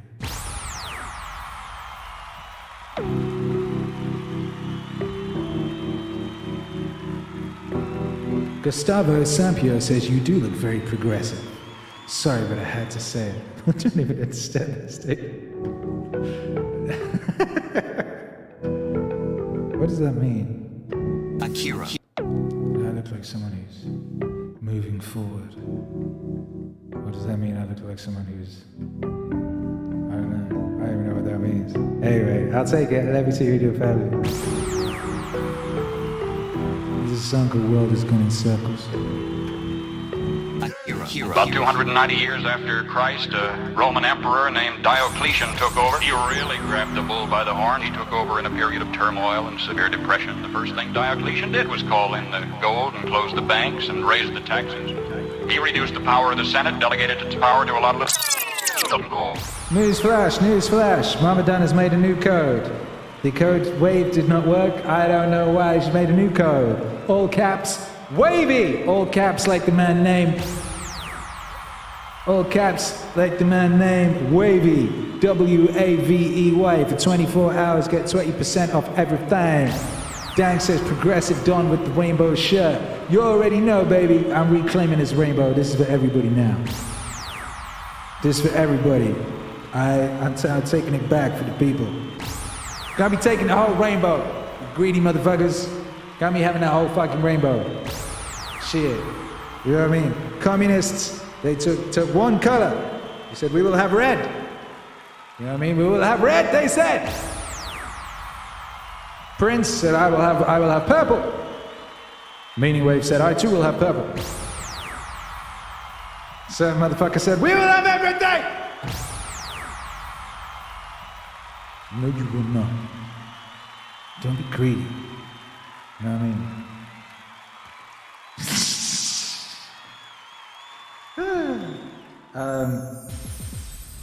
Anyway, if you're so progressive, make a new color. How about that?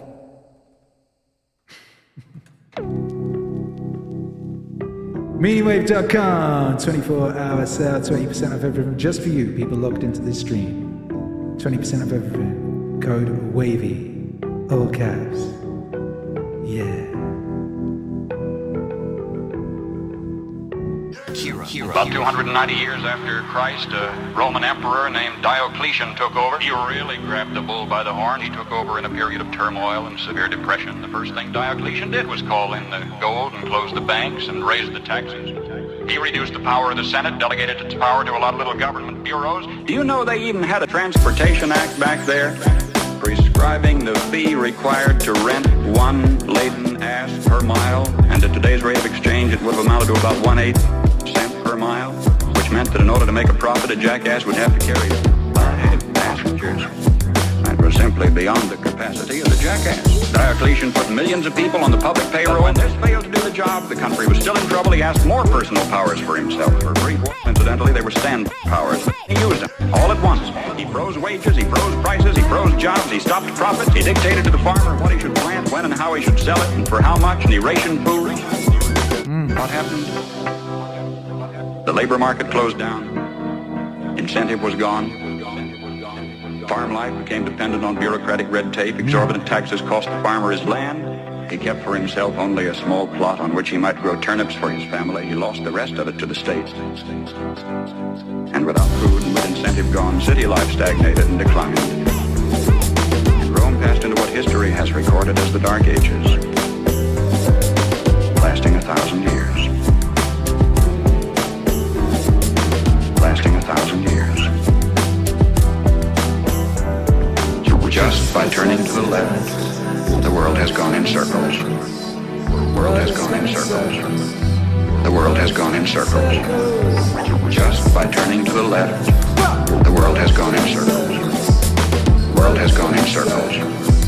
The world has gone in circles. A nation would evolve from a monarchy into an oligarchy, from oligarchy to dictatorship, from dictatorship to bureaucracy, from bureaucracy to pure democracy, where finally the people would cry out from the chaos and confusion of the streets, "Oh, please, God, give us a king," and God would give them a king. And they'd have a monarchy again and start the whole silly cycle anew. Now either we will profit from the errors of their ways, or it follows as the night the day, our children are going to have to relive the Dark Ages all over again. All over again. Just by turning to the left, the world has gone in circles. The world has gone in circles. The world has gone in circles. Just by turning to the left, the world has gone in circles. The world has gone in circles. The world has gone in circles. All over again. The world has gone in circles.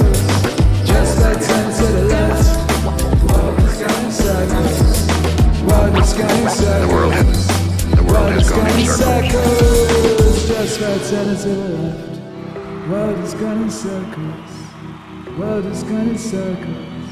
World is going in circles. Just like turn to the left. World is going in circles.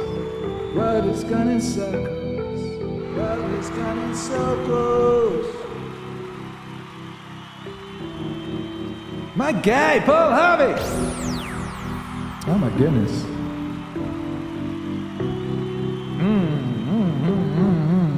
Muy bien. Muy bien.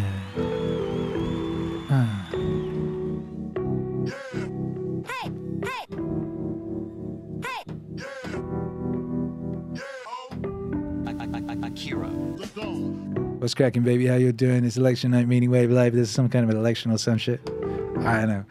Cousin Kangaroo says, vote Akira the Don for throne of MAZ. Bitch, I took that. Ain't no votes around here. This ain't no democracy.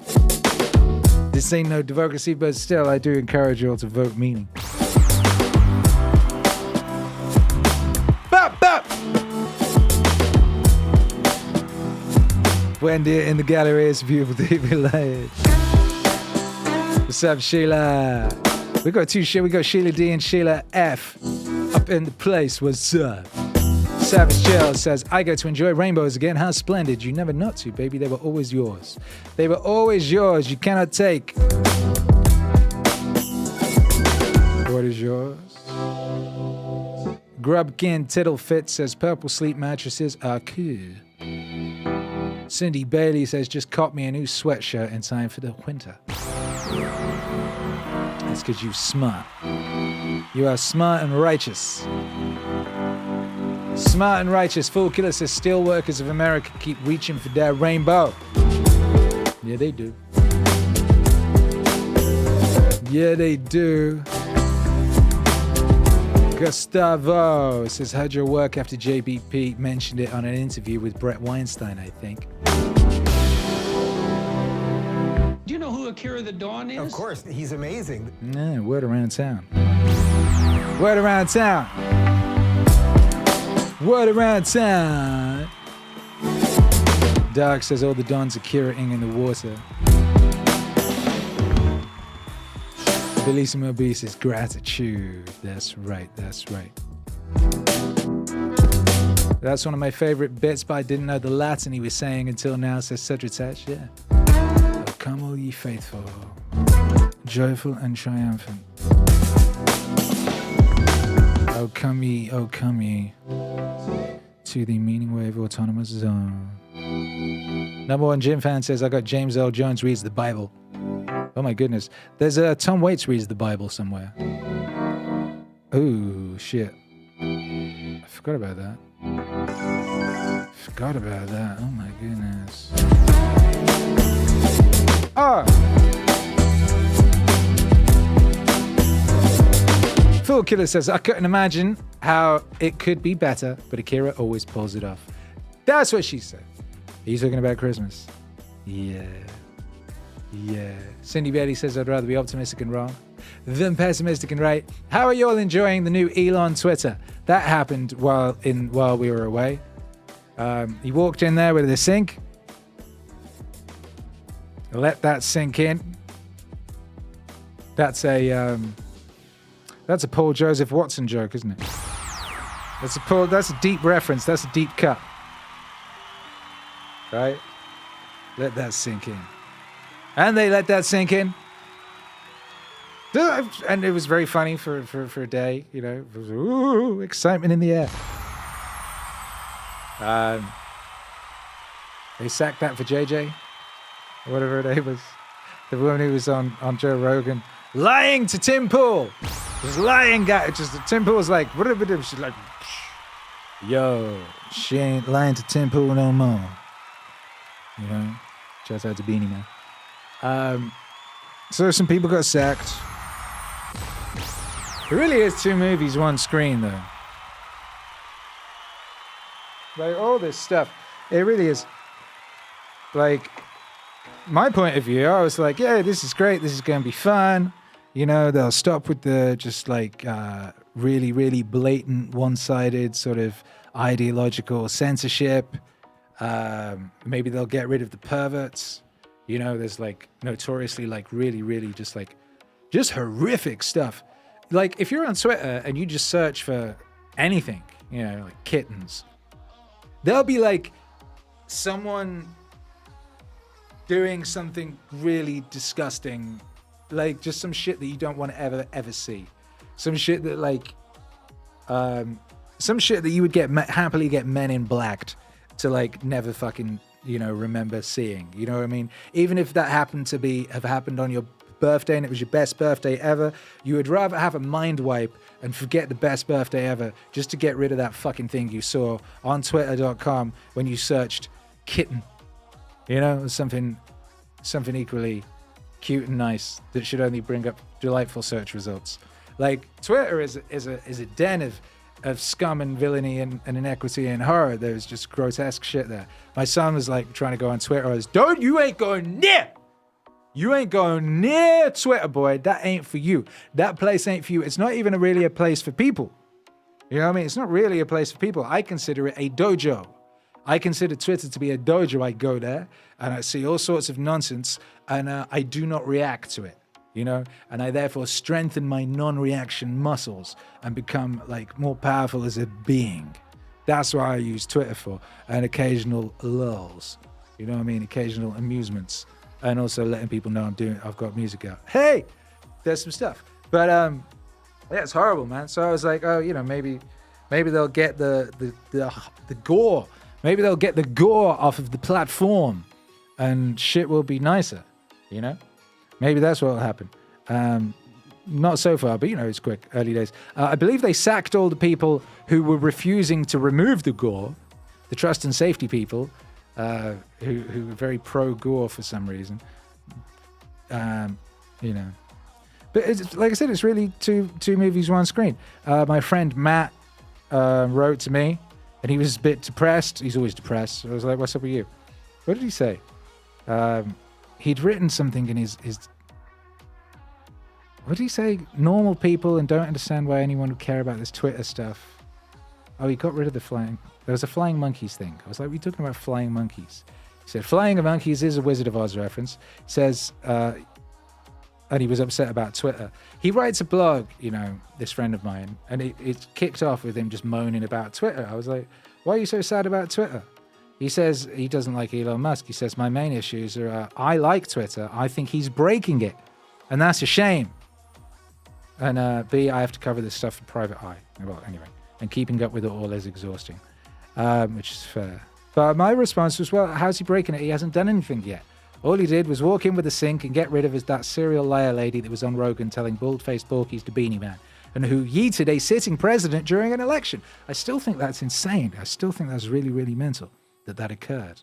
And people thought that was cool. It's absolutely mental. It's the fucking bots and the banning people for stating scientific truth that's wrecking Twitter, in my humble opinion, I said. We're talking about that and then some other things about something else. He said, well, I think sacking half the company might be suggested as a potentially reckless move for the health of the business for a start. Twitter's problems at heart are basically people problems. Opinions are messy, people are messy, etc. But getting rid of the workers whose job it is to make the platform functional strikes me as something that isn't going to help, particularly if you buy the bots line. What do you mean buy the bots line? Do you know how many bots every day, right? I log into my Twitter to answer my messages, and I have to delete just a lot of bot messages doing crypto scams, just crypto spam. I delete so much on a daily basis. It's worse than MySpace when I decided that MySpace was no longer worth my time. Anyway, he says, but we'll see. I just wish I didn't have to read 60 tabs of news about it today to keep across the story is all. I said sacking half the company is not enough. It's not enough. I've seen these people's TikToks. They're sitting around on the roof playing board games. Yeet them all. As you know, the Pareto principle states that 80% of the work is done by 20% of the people. And the Pisa principle suggests those in positions of power are just too incompetent to be there. You know that one. That's the idea that you kind of get promoted up until a point. Basically, you're kind of good at something, so then you get promoted, and you get promoted. They keep promoting you because that's how jobs work. And eventually you get promoted to something that you're just not competent to do. And then you stay there doing the job that you're really not supposed to be doing. So yeah, the Pareto principle multiplied by the Peter principle, plus that Twitter is a bot-infused nightmare run by neo-totalitarian, self-proclaimed goody-goodies that cannot or do not care to make a company that huge and influential profitable. Sack them all, I said, in capital letters, because that's the way to communicate. And I also added, bring back Crunch. Crunch! I'm sick of hearing all this stuff about Crunch. Oh, Crunch is terrible. Oh, yeah, with people working too hard. It's a terrible thing. People shouldn't be working. No! Crunch is good! We need more crunch! On the other side of suffering, what is on the other side of suffering? Huh? Greatness! Greatness! On the other side of crunch is greatness. That's why Red Dead Redemption is great. They crunched the motherfucker out of those rockstar workers. They crunched the shit out of them. And they made something great. Right? That's that crunch, baby. You need that crunch. Right? You ain't making... Hey, what I think I finished that What did I? Oh, I said that. For example, a crunch-free rock star is going to be shit. Mark my words. Great things are not created with HR departments. And that's fucking the truth. Nothing great is created with a HR department. HR departments do nothing but get in the way of greatness, right? Crunch is a good thing. I think people should be fucking... Did they make the pyramids? Right? The pyramids. The pyramids. You think they was doing crunch? I think there was crunch involved in those pyramids. By the way, though, I remember Terry... Was it Terry Gilliam? It was one of them Monty Python lads. He did a thing about Egypt, and they have records of how the slaves in ancient Egypt who were building things, how they lived, you know, and because they had their own pictogram things on the walls so you could see what they were up to. And they would take days off to argue with their wife. Literally, Thursday, took the day off to argue with wife.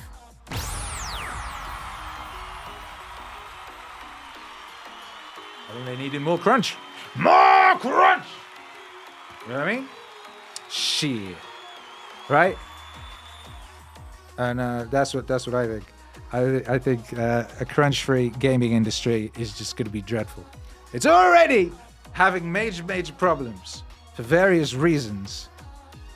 It really is baffling. If you look at just Rockstar Games, you know, in the 2000s, they would put out like an amazing game every year or two, and now they can't. They're like one a decade.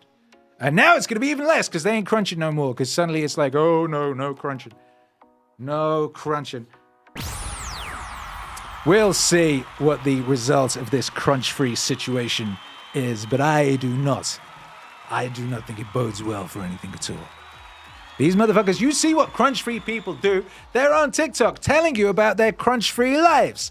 They go and get a soy latte and a bowl of granola. What do they put in those bowls?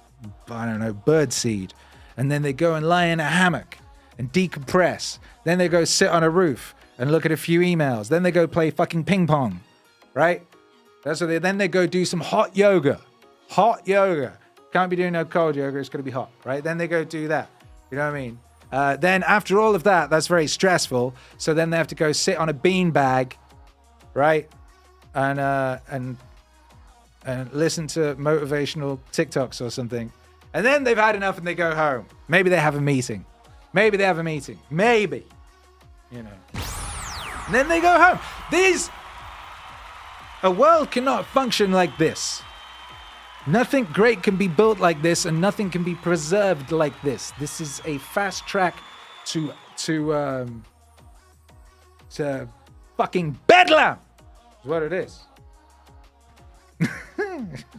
Anyway, shout out to Elon Musk's Twitter. I definitely think he should sack fucking everybody apart from like the 3 people who do anything useful, and rebuild.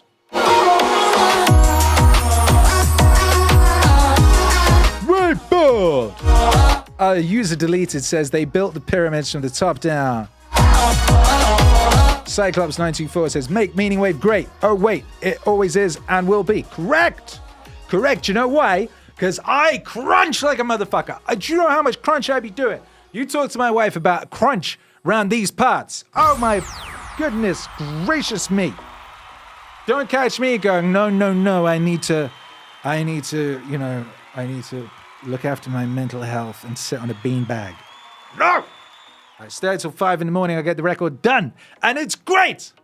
I finished the Christmas album at like 5 in the morning or something, pushed through, it was oh man, there were some moments there, I was like, and then, glory. And then the glory comes on the other side of those moments, where the moments you want to quit and go sit on a beanbag or whatever the fuck. On the other side, just over the edge of that, if you fuck off to the beanbag, you'll never get the greatness bit. The greatness bit is on the other side of I need to fuck off to a beanbag. Right? The beanbag is the enemy of greatness. Do not submit to the tyranny of the beanbag and the rooftop hot yoga thing. None of that. Hello, Tender Astrid Chinyane, whose name I just savaged, I'm sure. What a beautiful name I just savaged. Says, hi, folks. Hi to you. Cyclops924 says, all caps. Savage Chill says Japanese Twitter is thanking Elon for removing the political discussions from their platforms. Now it's all anime and K-pop lol. Really? As you know, my Twitter is set to Japan. It's set to Japan. Let me close my...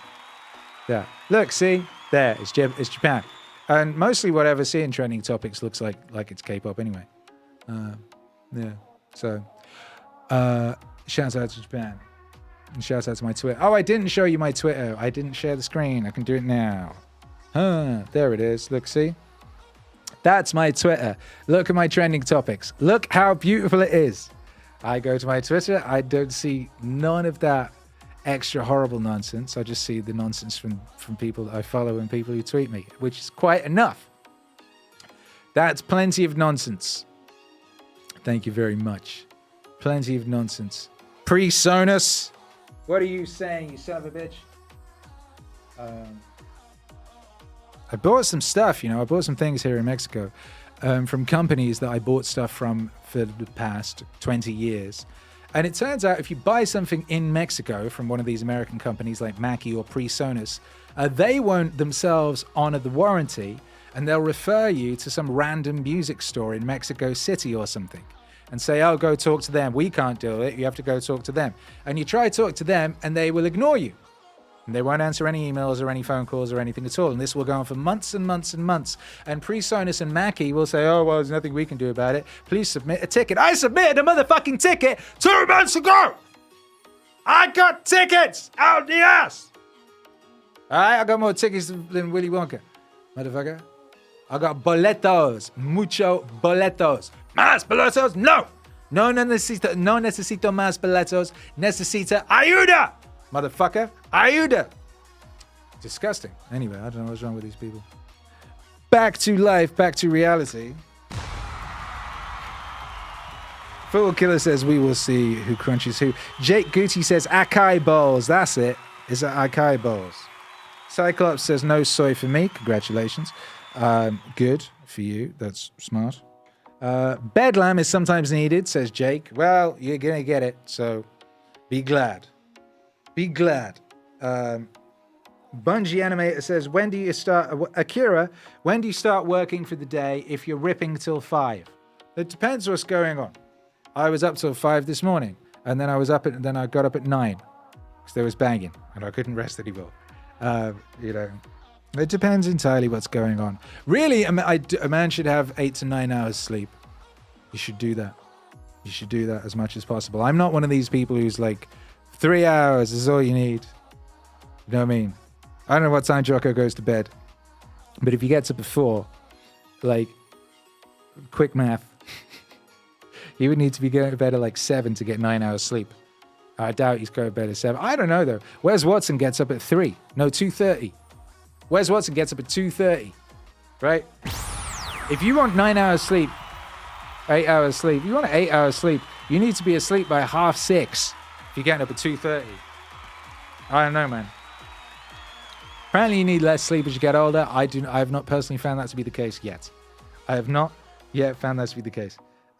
David Book says, should you go meta and Meaningwave your live streams? Since the beginning of Meaningwave, people have been telling me every time I say something that doesn't sound entirely retarded, people go, you should Meaningwave that. And I've never done it. I've never Meaningwaved myself. It's never even occurred to me to do so because I'm so busy with the other things. I'm so busy with the Marcus Aureliuses and the and the Robert Anton Wilsons and the David Foster Wallace's, so many things to do, and luckily I'm still very young and healthy and in good shape. So you got plenty more records yet. Don't you worry. But you never know. I mean, there are falling pianos to consider. People, for some reason this week, a bunch of people have hit me up asking me to do things. Actually, it's not for some reason. It always happens. Every day people are like, Kira, they don't do this. Sometimes they're very polite and sometimes they're not polite and they just go, do this. And sometimes that's annoying. Go, hey, don't be so rude. Just do this. Someone's like, do Alex Jones. I was like, first off, that's his wife's job. Second, you need some manners. Third, I was doing Alex Jones in 2004. By Jove. I was doing Alex Jones in 2003. Someone said, oh, yeah, like, it'd be pretty funny or something. I think someone said. And it's like, I'm not, there's lots of people making like hilarious meme songs that are really funny for 30 seconds. Then you swipe up to the next one and forget about it forever. I'm not interested in doing that because the work I do, I intend to be useful way after I am dead and gone. You know? So I you know, and I only have so many years on this place, in this circumference, and you know, so I ain't got too much time to be fucking around. I did a lot of fucking around. I already did a lot of fucking around, you know. Did a great deal of fucking around. I'll open up the archives. You know, we've got like over 1,000, 1,400 or something songs on DSPs. That includes instrumentals and things, you know. It's over 500 Meaningwave tracks. But the thing is, I deleted more than that. When I invented Meaningwave, I deleted most of my back catalog because I didn't want people who were coming into Meaningwave to be confused by the other stuff. I wanted them to find Meaningwave and go into the world of Meaningwave and have a Meaningwave world as I built Meaningwave. So I sacrificed the previous Akira the Don on the altar of that, thus that people may have that pure experience, you know, pura vida. I had fucking thousands and thousands of songs. Thousands and thousands of songs. I might bring that stuff back and make it available on the website in bundles or something for those that really want a deep dive. And you'll find that proto Meaningwave early shit. You'll find some Alex Jones samples. You'll find some shit, baby, if you go digging. Oh my goodness. Bleat Llama says, how much did you find out when you were fucking around? Exactly. Fuck around, find out. Fuck around, find out. Eventually you found out enough and you don't need to fuck around anymore. You know what I mean? Then you can boldly go forward with that which you have found.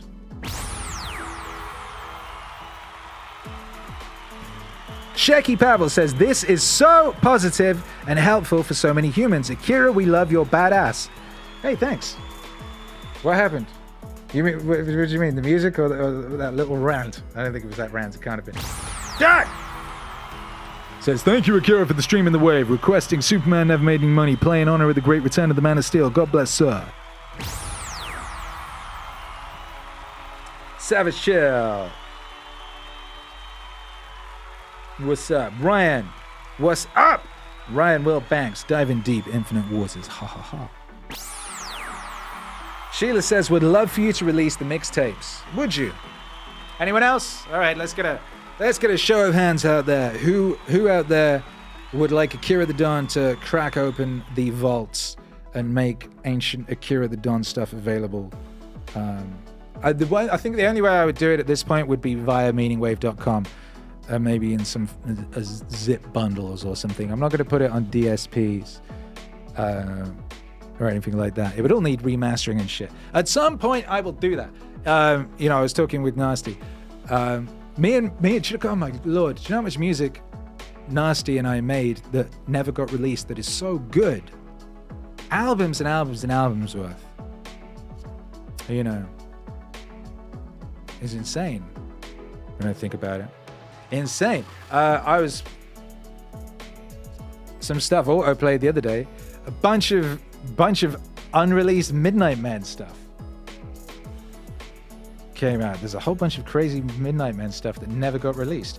We were like making crazy K-pop records. I forgot about this. Let's play you like a second of this just so you'd be like, what the fuck? This was Akira the Don and Wade Crescent 2013. What? What?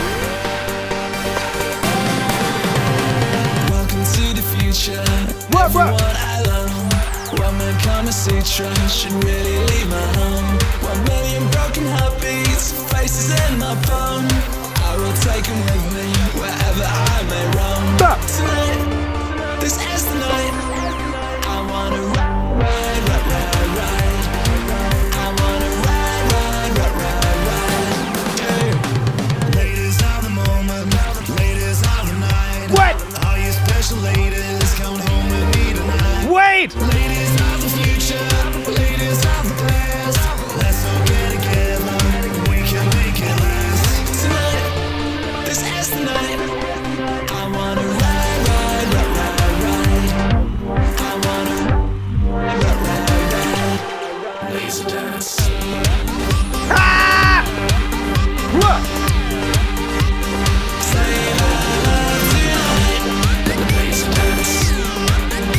shit needs a dance routine.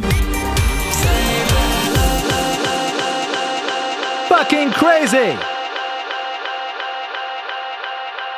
Fucking crazy! Oh my goodness. Anyway, though, yes, I have very, very, very specific and definite path these days. And no time for fucking around doing crazy laser dance. Oh my goodness. That's gotta... I'll play the rest of that one of these days. One day, maybe we'll do, when Wade comes to visit, we'll do a special Midnight Man set. And we'll play all the unreleased songs and the remixes and things. Maybe. Cindy says Wade is epic road trip pal. Yes, he is. He's on an epic road trip with his lady right now. He keeps sending me photos of them in the desert posing next to cactuses. Wade is very good. You know, like, he's like a very good friend for like photos, where if you go somewhere that's like photogenic, he makes sure to stop and take a photo because he wants one. But he always gets one of you as well. He's a very good friend like that.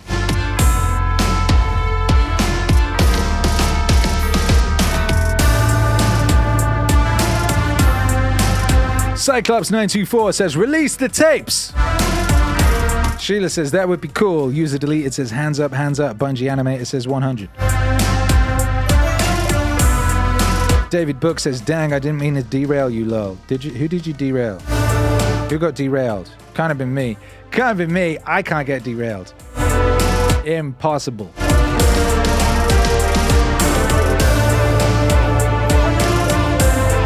Impossible. Update, you guys are my eyes and ears. What's happening with that election? Did it finish? Is it going to be dragged out for a year? Or have there been some definite things that have occurred? Cyplox924 says, you were way ahead of the weekend. Always are. Always are. Bleat Llama says, that does sound K-pop as fuck. Yeah, I was real. 2013, man, K-pop was my favorite thing. That was one of my favorite things.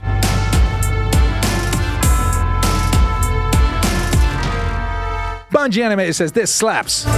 Fool Killer says, oh my god, it's the Midnight Man. Alright, so this is what we'll do. I was going to tell you about this. So, yeah, we're making music available at meaningwave.com now. So you can actually, if you go there and you have a look, you can actually download things from meaningwave.com now. In the digital albums section. We're going to make a new website, but that's not there right now. But right now we're adding new things, and one thing we're going to be adding for Black Friday, ahead of Black, they're going to come out. Some of them are out now. If you go sneaking around the website, but we're going to be making digital bundles, so you can get. People have been asking me for this for like ages. Some people are like, what if I just want to download just the Jordan Peterson stuff and all of it? What if all of it, the singles, the mixes, the mixtapes, the albums, all of it, rare stuff. What if I just want the Stoic Wave stuff? What if I just want the workout type stuff? So we're making bundles of Meaningwave in that fashion, because currently if you want to get a Meaningwave bundle, the only one you can get is literally the all Meaningwave one at Bandcamp. That had previously been the only way people could do that, was either get one thing individually or get everything type thing. So anyway, we're doing curated bundles, and they're going to be, well, some of them are already on the site. They'll be popping up on the site over the coming weeks, but they will be discounted, obviously. On Black Friday there will be a discount. I can't remember. I don't know what it is yet. I've got to work it out. So if you want to save your pennies for Black Friday to download huge amounts of Meaningwave at massive discount, that's the thing you could do. And what I might do is create a bundle of rare, unavailable, archival materials. Cyclops924 says, what if I just want all the things forever? Well, exactly. All all the things forever, if you want all the things forever, an easy way of getting all the things forever, if you already have all the previous things, you're good. And to get all the forward-going things, you can subscribe at Bandcamp. You can subscribe over there, and everything that comes out, you'll just get it. And you can download it in the format of your choosing. Also, if you're on the Patreon or the YouTube channel member section, you get everything as an MP3. But the download in all formats thing is on Bandcamp. We'll be adding that to our own website forthwith, but for now, you can do that on Bandcamp.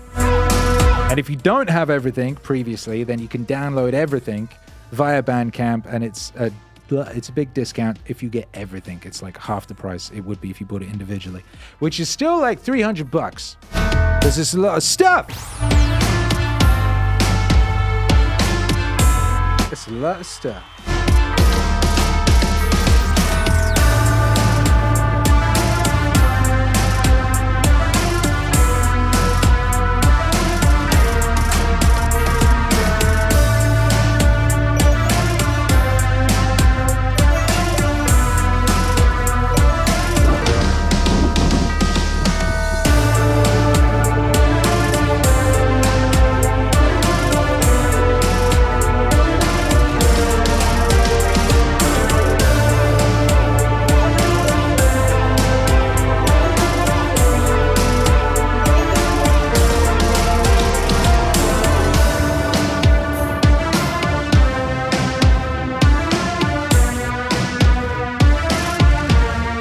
Beat is hard.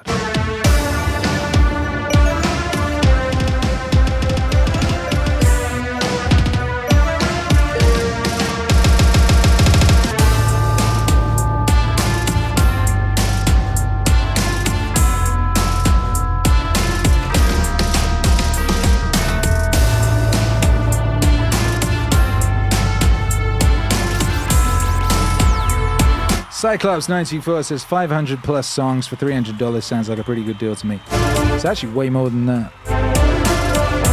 It's actually way more than that. It also includes a lot of mixes and mixtapes. Oh my goodness.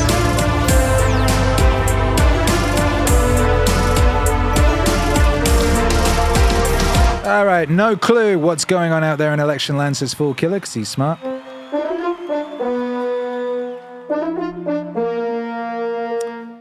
Jordan says Duckery in AZ. What a shock.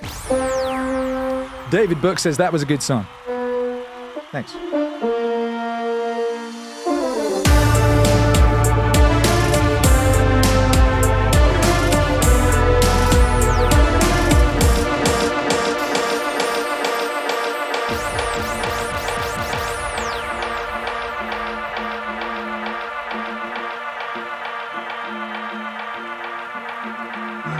Transformations of the spirit. That's Nietzsche. That's the prologue to Thus Spake Zarathustra. When you are a child, when you are young, you are a camel. The camel gets down on its knees and says, put a load on me. This is obedience. This is receiving the instruction and information that your society knows you must have in order to live a competent life. When the camel is well loaded, he gets up on his feet and runs out into the desert, where he becomes transformed into a lion. The heavier the load, the more powerful the lion. The heavier the load, the more powerful the lion. The heavier the load, the more powerful the lion. The function of the lion is to kill the dragon. And the name of the dragon is Thou Shalt. And on every scale of the dragon there is a Thou Shalt imprinted. What? Some of it comes from 2,000 years, 4,000 years ago. Some of it comes from yesterday morning's newspaper headline. When the dragon is killed, the lion is transformed into a child. An innocent child living out of its own dynamic. Nietzsche uses the term ein Aus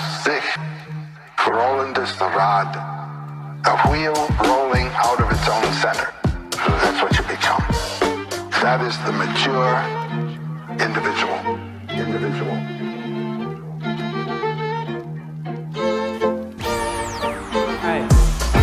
The heavier the load, the more powerful the lion. The heavier the load, the more powerful the lion. The heavier the load, the more powerful the lion. The function of the lion is to kill the dragon. The thou shalt is a civilizing force. It turns a human animal into a civilized human being. But then the one who is thrown off the thou shalt is still a civilized human being.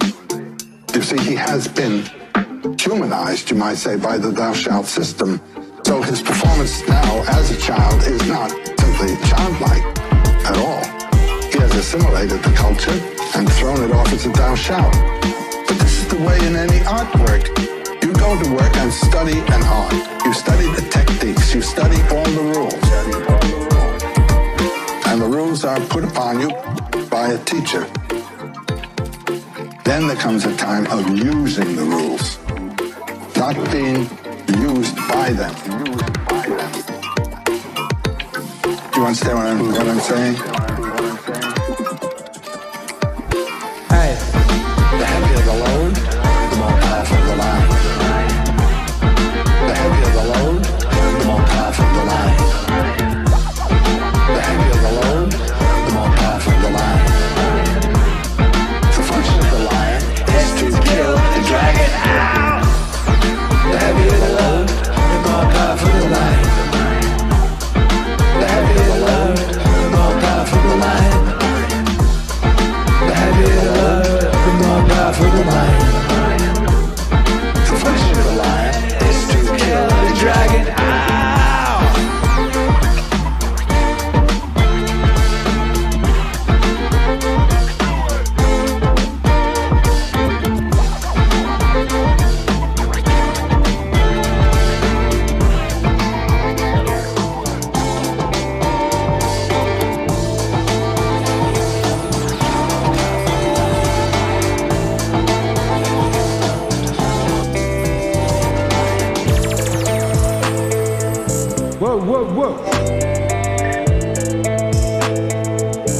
Whoa.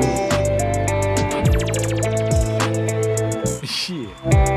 Akira the Don, Joseph Campbell, Zarathustra's prologue from the unreleased Joseph Campbell LP that supporters of Meaningwave got gifted earlier this year in a beautiful moment of gifting. Hello, Amelia says, you always make me feel like doing something, Akira. Well, as long as it's something good. I mean, I don't want to be blamed for any murders. Yeah, well, it depends who it is, I guess.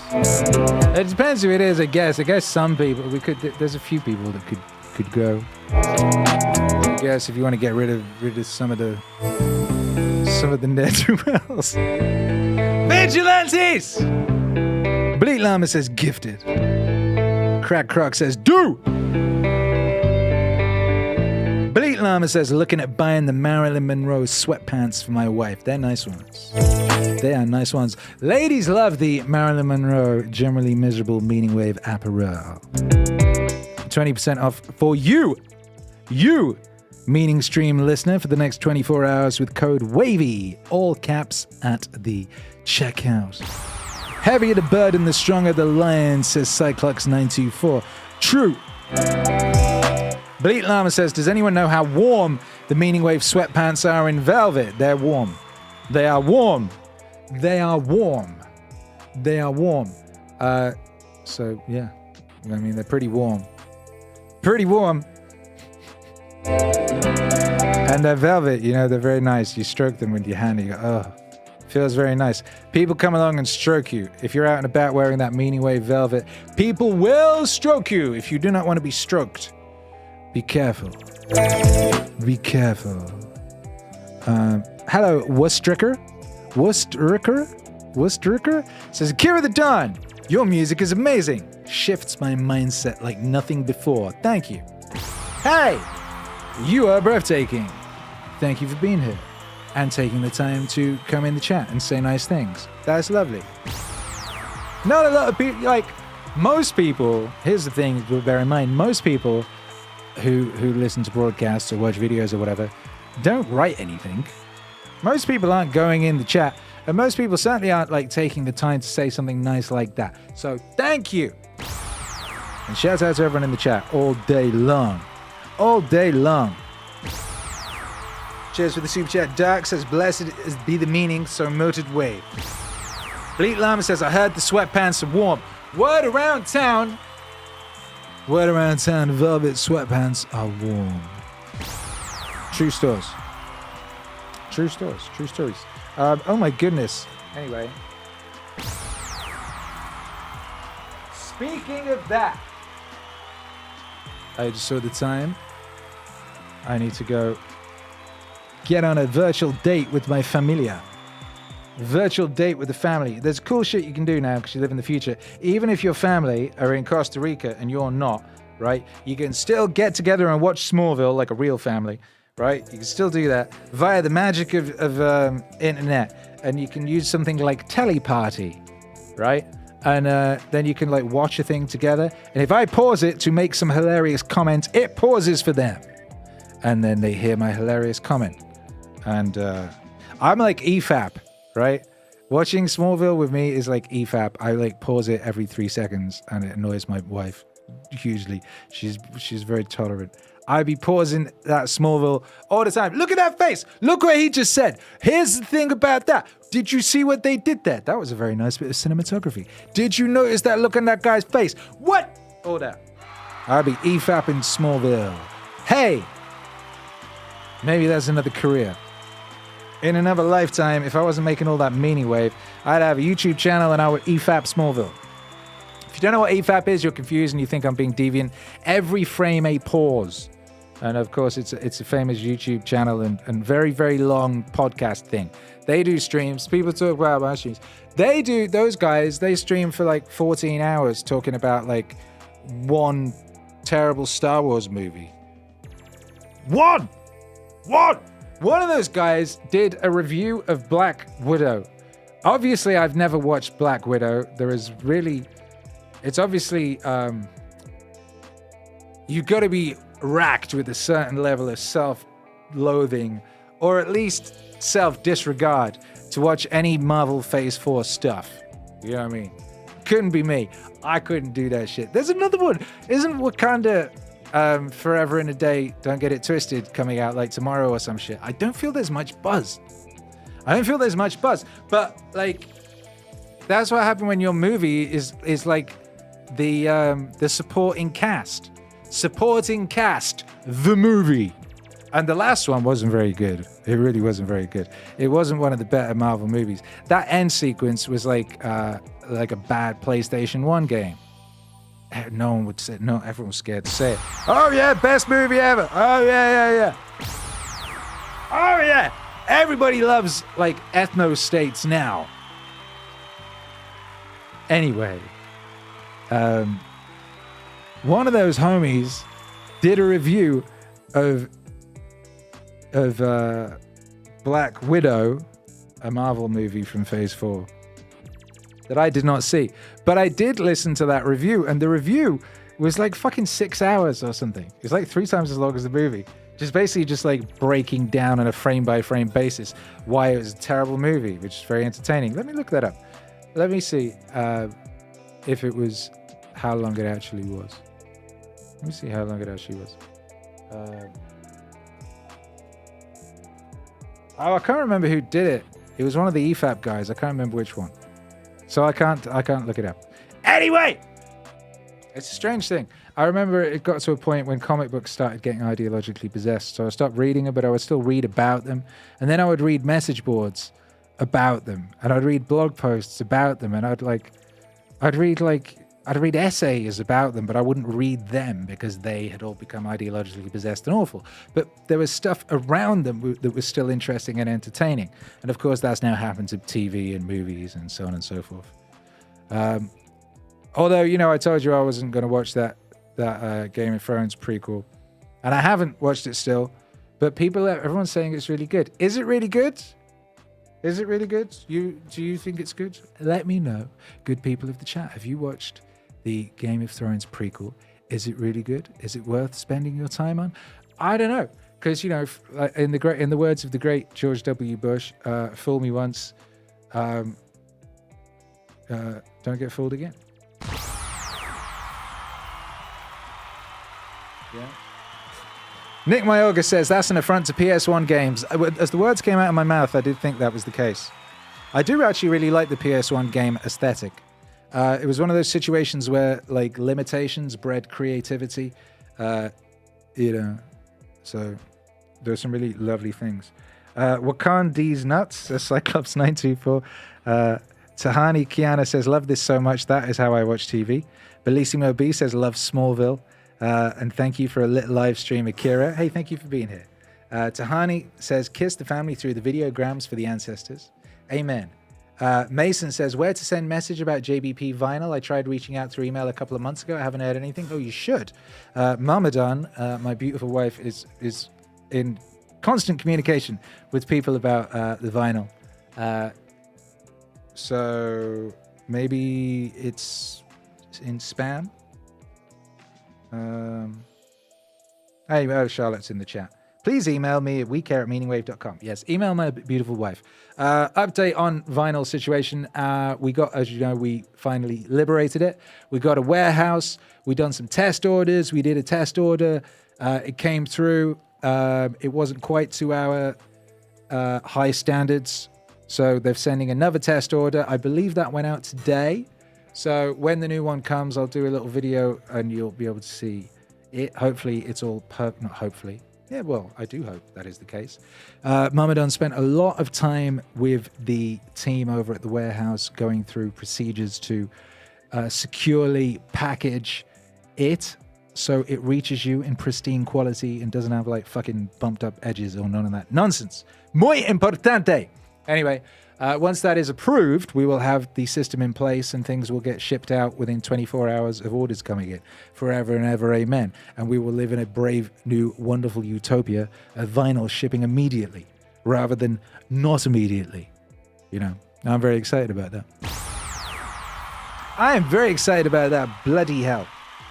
Bloody hell. Sheila D613 says, much love to the Meaningwave fam. Much love to you. Elite Llama says, limitations breed creativity. As someone who works in a highly regulated environment, that rings so bloody true. Fool Killer, Akira's rants about Game of Thrones were entertaining enough for me. Yes, indeed. Anyway, so yes, further ado, no more. I'm going to get off.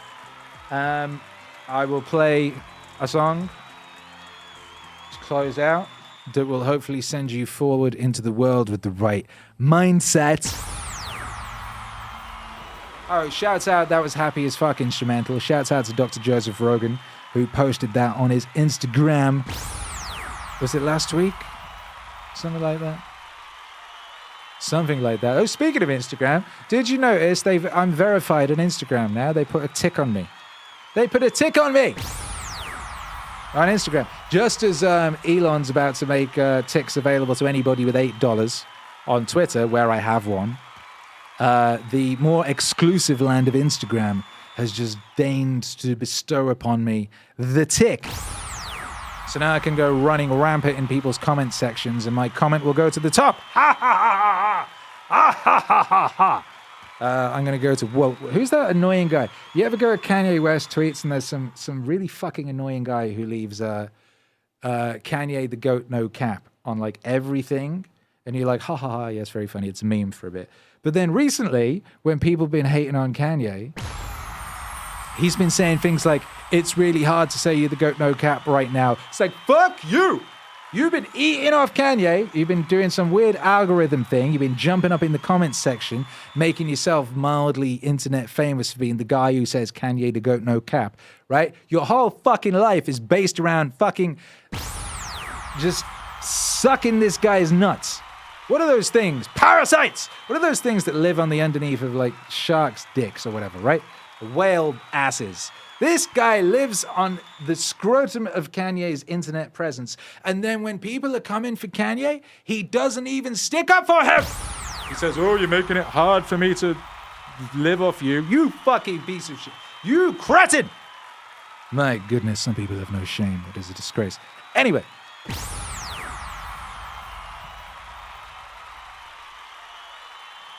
It's a beautiful day to be alive here at the peak of recorded human civilization. My name is Akira the Don. I've had a wonderful time hanging out with you today in my newly refreshed studio that is a little more... Oh, hey, look at this. I can actually reach. You see this? Look, I can reach my glitch box. My favorite glitch box is actually reachable. I can whack at it in real time. Whack at it in real time. Isn't that nice? Isn't that exciting? I can press the fade buttons. Whoa, that's a new thing. Did you see that? Hey, look at that. I can do this. Right,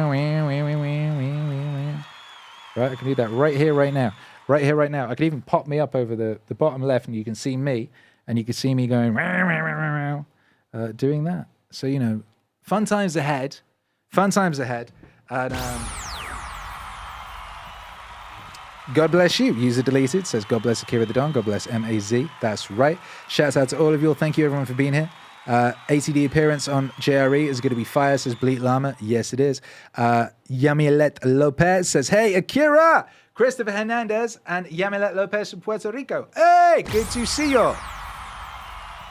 Good to see you. If this ain't nice, I don't know what is. Mason says, good to see the Don live. Good to see the Mason. You know what I mean? Good to see the Mason in the place. Good to see the Mason in the place. Good to see all of you.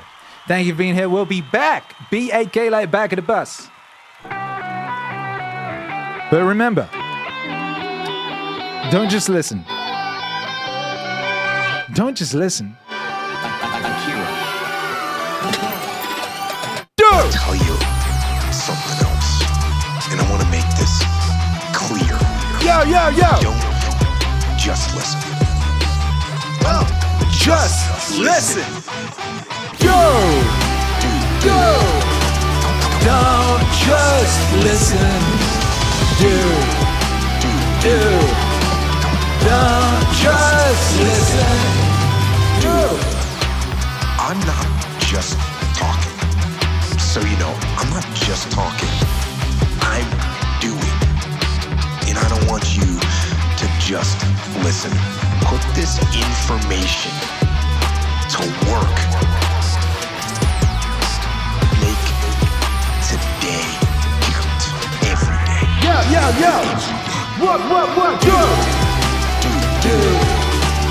Don't just listen. Do.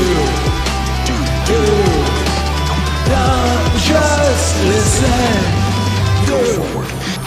Get aggressive and attack. Whether it's on the battlefield or on the beat, or in the factory, or on the farm, or on the construction site, or on the website, in the garage, or in the firehouse, don't hesitate. Do. Don't just listen. Do. Don't just listen. Do. Don't just listen. Do. Don't just.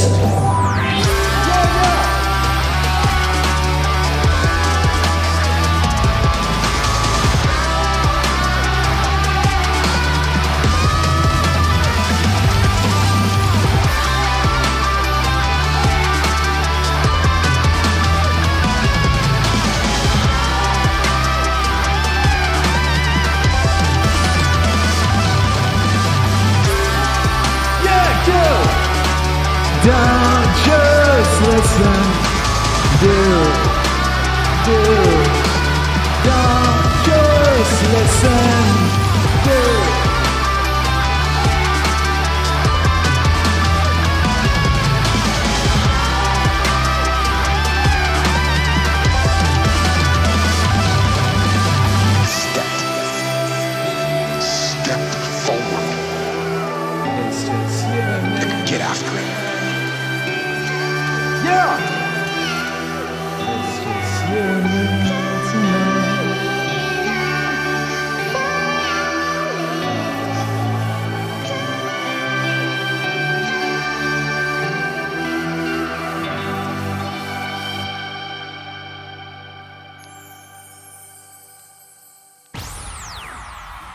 God bless. See you all soon. Mason says, looking forward to the next Metaverse concert, November 10th to 13th with Bjork and the Don. Nice, that's right. Akira the Don will be on the main stage 11, I believe, UCTTCCTT. Saturday. We'll see you there. I think we'll have a stream here before that.